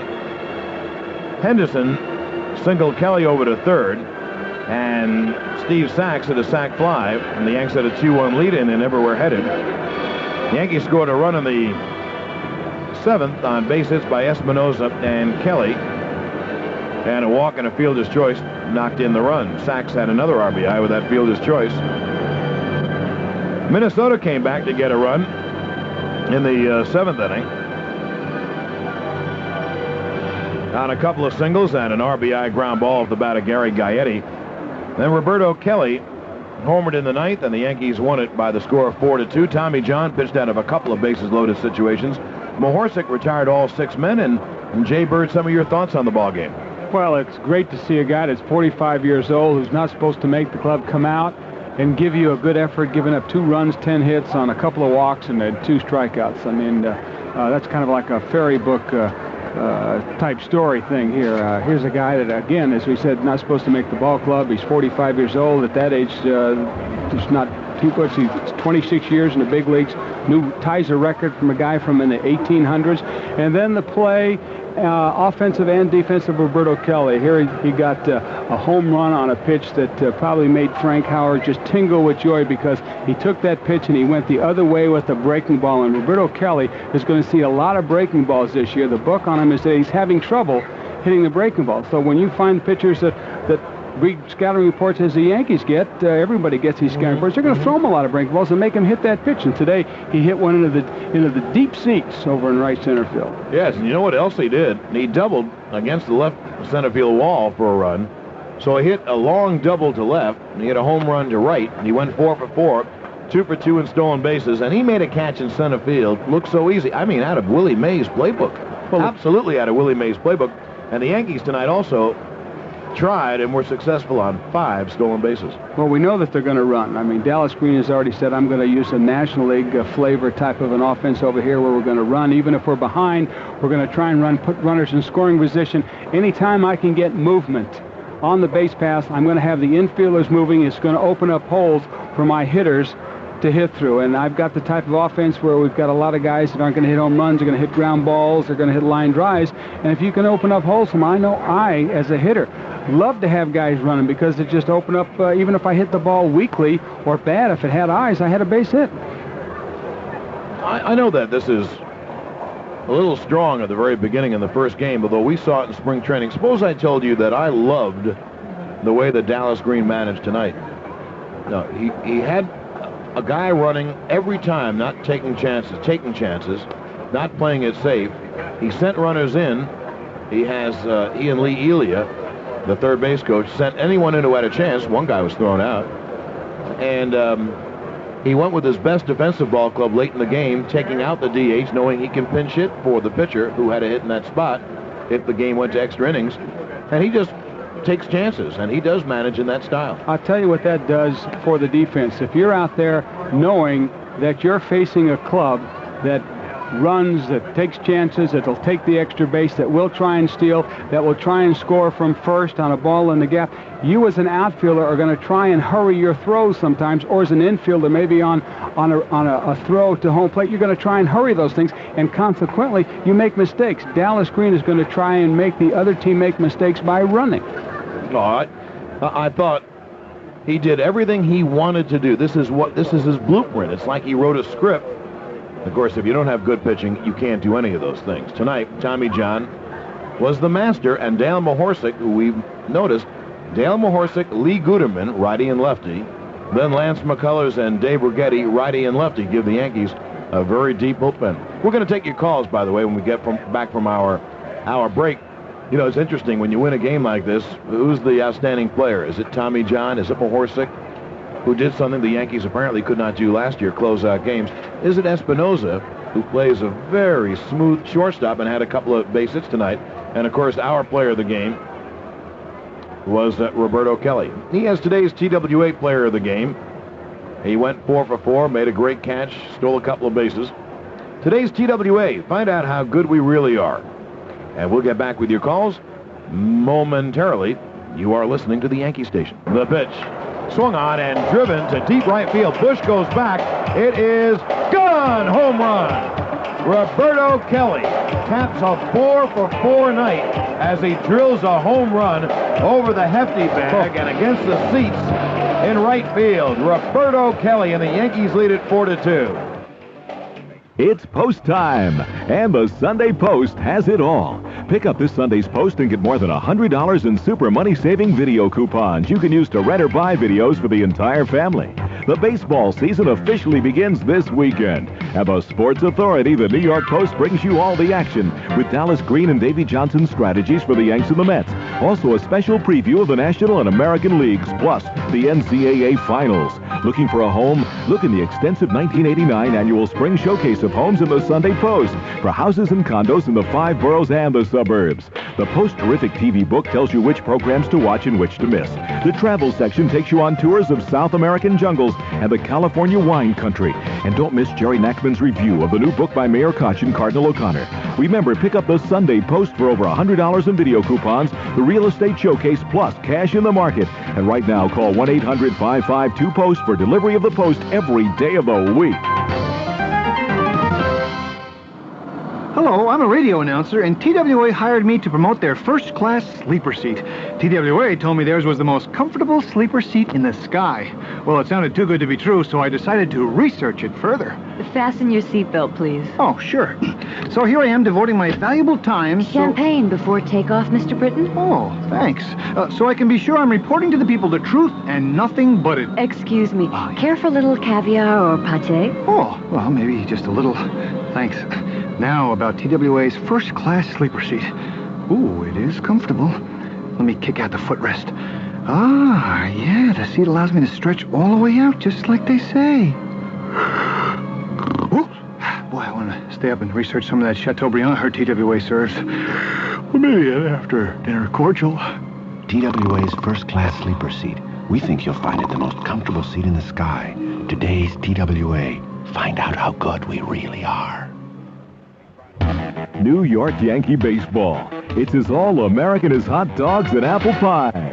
There's another all-American tradition that's been around a while, too. Weil-McLain, the company that's been heating homes for over 100 years. And now is the best time to find out how a Weil-McLain high-efficiency boiler can keep your home warm and comfortable next winter and save you money on your fuel bills.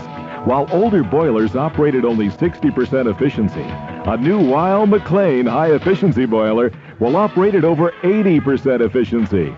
Take advantage of special rebates for converting to modern economical gas heat from PSE&G. Call your Weil-McLain home heating specialist and find out how to get more heat out of every energy dollar you spend. In northern New Jersey, call Kyle Heating and Air Conditioning at 201-492-0096. That's Kyle Heating and Air Conditioning, 201-492-0096.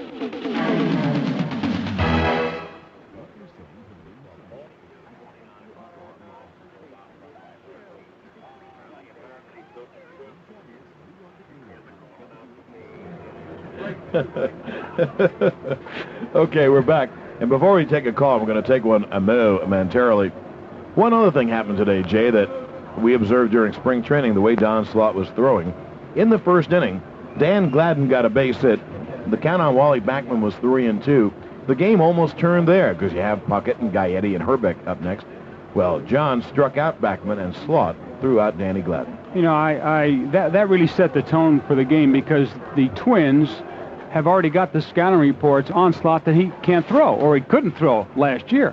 And we broke the story earlier that Don Slott went to Pat Corral. He said, look, I'm not happy with my defensive ability behind the plate and throwing. I said, I need help. So Pat took him out there. They found a flaw in his footwork. They found that he was opening up. He was using his arm instead of his body to throw with. They fixed his footwork so that he got the maximum body position out of it and used his weight. And right off the get-go here, Gladden tries to steal on a 3-2 count, which was a tough pitch. The pitch was inside. He threw him out, and I think that kind of set the tone for the whole game for the Yankees because now the Twins were a little bit leery. All of a sudden, Donnie Slott comes up gunning and makes a great throw, and they're going to say, "What's going on here?" Let's get to the telephones and your phone calls. I think Henry is on the line. Hello, Henry. Hi. Hi, Henry. How you doing? Good. Yeah, it was a great game. We hate to. What? I was going to tell you, Henry, we keep hating to sound optimistic, but I'm an optimistic person, and I like what I see out on this field here, and a lot of people in the players are papers. really good. The players have a lot of talent, and Stanley Jefferson is going to be very good, and Mel Hall will make a contribution, and Tommy John. What do you think about the way Tommy John pitched tonight? They beat a very tonight? good team tonight. Minnesota's an excellent team, and our center fielder was better than theirs, and they've got the best in the business. So he did pretty well. Indeed. Thank you very much, Henry. We appreciate it.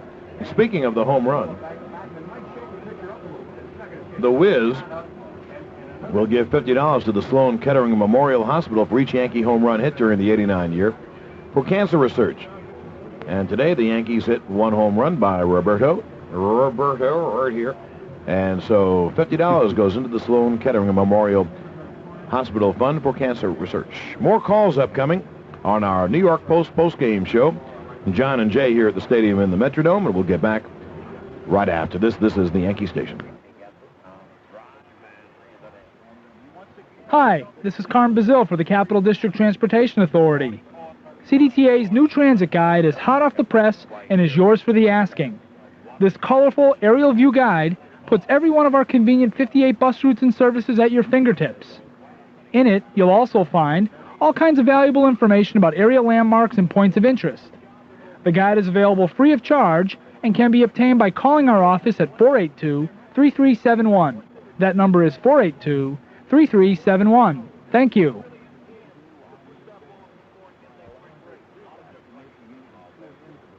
Start with the best jobs available all across the country. High-paying professional, managerial, technical jobs open right now. Add articles helping you land a great job. How to market yourself in your resume, in interviews, in negotiations. Add more articles helping you do well on the job. Getting along with your boss and fellow employees. Getting a raise. Getting promoted. Put it all together, and what do you have? The National Business Employment Weekly, published by the Wall Street Journal to help people like you get exactly the kind of job you want, in exactly the location you want, at exactly the salary you can be proud of. The National Business Employment Weekly. Ask for the National Business Employment Weekly at your newsstand, or if you prefer, call toll-free 800-228-6605 and have the next 8 issues delivered to you by first-class mail for only $35. Call now, 800-228-6605.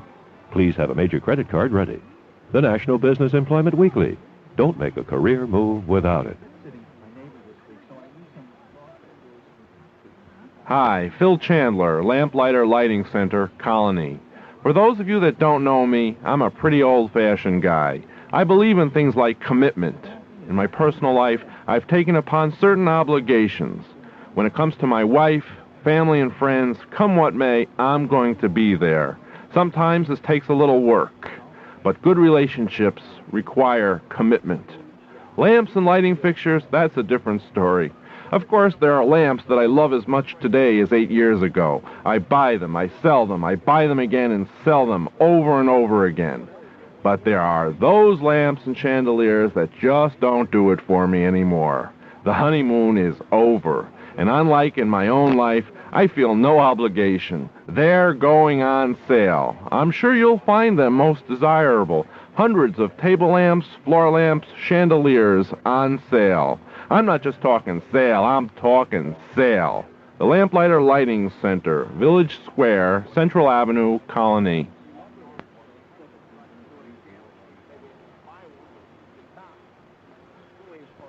I'm Jim Gagliardi. Drive home with me weekday afternoons, 3 to 7 on WROW-Albany. Okay, let's take another phone call. Bill is on the line. Hello, Bill. Hello. How you doing today? Okay. Don't get carried away, guys. One game does not a pennant to make. And I have a question. Shoot. How do you balk with a man on second base and nobody else on base? How do you balk? Yeah, they're called a balk today. Man on second, nobody on first. Didn't know you could balk to second base. Oh, no, it's not that. You can balk by not coming set. You have to have a definitive stop. And if you don't have that, why, it's a balk. In other words, if you come down with your glove in your hand and you have movement in your legs or body before you come to a complete stop, it's an automatic balk. Okay, let's take another phone call, and your namesake, Jay, is on the line. Jay, hello, Jay. How you doing? Yeah. Fine, how are you? All right. I'd just like to comment. After the Met game the other day, someone made a comment, a caller called up and commented on Roberto Kelly, and he's not a major league hitter. Now, I personally know that Roberto Kelly can hit. I work at the stadium, and I've seen him in the batting cages, and I think tonight he proved to everyone he is a major league hitter. Well, as the caller before you said, the one game does not make a season, but what we've seen of Roberto Kelly in the last 2 weeks, he's matured, as a hitter, and he will get better. And all that they're looking for, as far as the Yankees are concerned, is for him to hit 275. And if he does that, they've considered a complete success with him as a Yankee hitter and an outfielder. Thanks, Jay.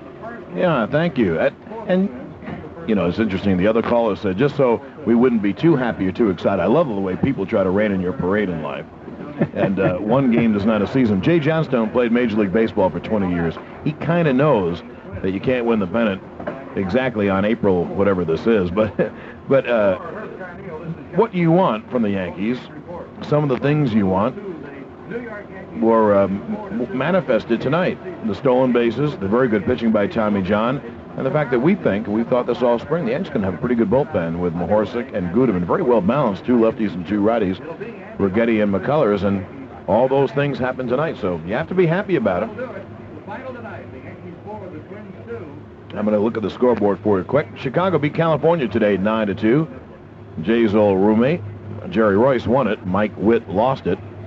Carlton Fisk and Harold Baines homered for the Sox. And Devon White and Claudel homered for the Cal Angels. They had a brawl in that game as well. Texas got a shutout from Charlie Huff tonight. He's not too tough.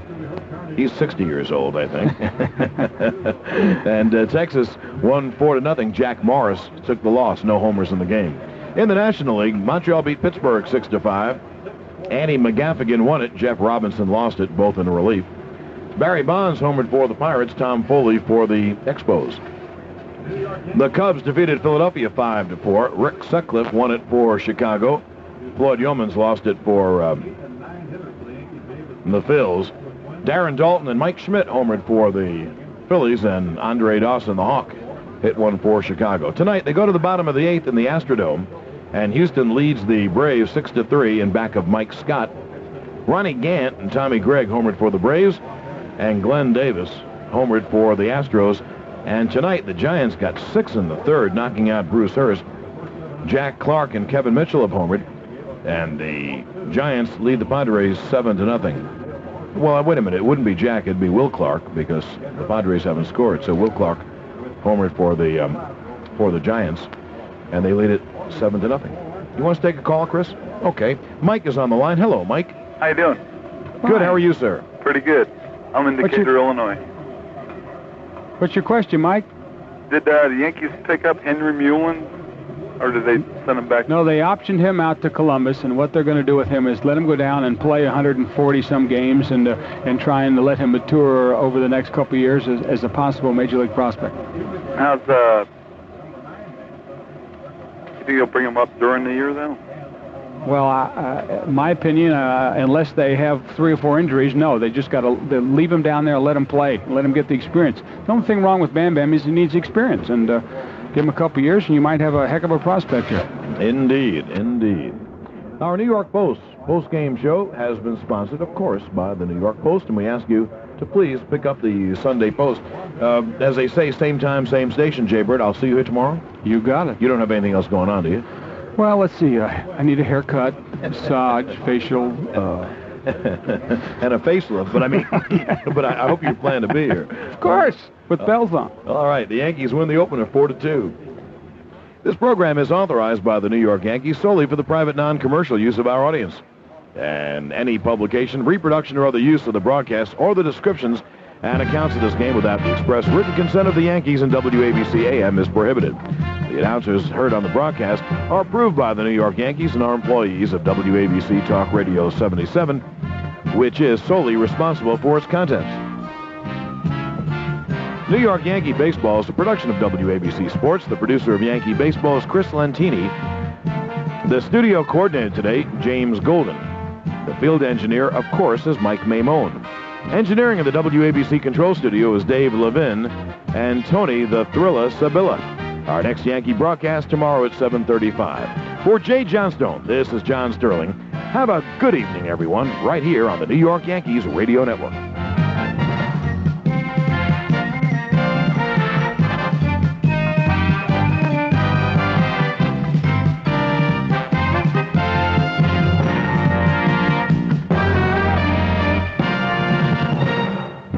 Look up, America, past Ford Taurus, to the best domestic four-door sedan in America, Eagle Premier. Don't just take your Jeep Eagle dealer's word for it. Take the word of Public Broadcasting's Automotive Journal Motor Week 88. The new Eagle Premier ES has an even more aerodynamic shape than Ford Taurus LX. Premier has more horsepower than Taurus. Premier is longer than Taurus, but with maneuverability that gives it a tighter turning circle. Eagle Premier has more front head, shoulder, and leg room than Ford Taurus. More rear leg room. More passenger room, in fact, than any other car in its class. Plus, Eagle Premier gives you 770 protection from Chrysler. Peace of mind that Ford can't match. See limited powertrain warranty at your dealers. Deductibles and restrictions applied. Comparisons based on published competitive and EPA materials. The new Eagle Premier, named best four-door sedan over Ford Taurus and every other American car tested. Now with special limited time savings. See your Tri-State Jeep Eagle dealer where you can always expect the best. It's post time, and the Sunday Post has it all. Pick up this Sunday's Post and get more than $100 in super money-saving video coupons you can use to rent or buy videos for the entire family. The baseball season officially begins this weekend. And the Sports Authority, the New York Post, brings you all the action with Dallas Green and Davy Johnson's strategies for the Yanks and the Mets. Also a special preview of the National and American Leagues, plus the NCAA Finals. Looking for a home? Look in the extensive 1989 annual Spring Showcase of Homes in the Sunday Post for houses and condos in the 5 boroughs and the suburbs. The Post Terrific TV book tells you which programs to watch and which to miss. The travel section takes you on tours of South American jungles and the California wine country. And don't miss Jerry Nachman's review of the new book by Mayor Koch and Cardinal O'Connor. Remember, pick up the Sunday Post for over $100 in video coupons, the Real Estate Showcase, plus cash in the market. And right now, call 1-800-552-POST for delivery of the Post every day of the week. Here's another timely tip from your local Century Hardware stores. With summer here, now's the time to get the outdoor furniture in shape. Now's the time to use Krylon Rust Magic. This remarkable anti-rust spray paint gives you tough, fast-drying rust protection against all kinds of rough weather. Grueling tests against salt fog, water fog, and acid rain proves even the leading national brand can't beat the protection of Krylon Rust Magic spray paint. Survival against rust is what Krylon Rust Magic is all about. Krylon Rust Magic is available at your local participating Century Hardware stores. Krylon Rust Magic dries fast and gives you the professional finish you're looking for. And Rust Magic is available in a wide range of colors. Get Krylon Rust Magic. You can't beat it for tough, fast-drying rust protection. See the entire line of Krylon spray paints at your local Century Hardware stores, where people make the difference. Check your local yellow pages for the dealer nearest you. This is Joe Condon with you middays from 10 to 3 on WROW-Albany. You've just heard Yankee Baseball on the Capital District's home for the New York Yankees, WROW AM 59. We now join our sister station, WROW FM 95.5, for the best in today's easy listening music.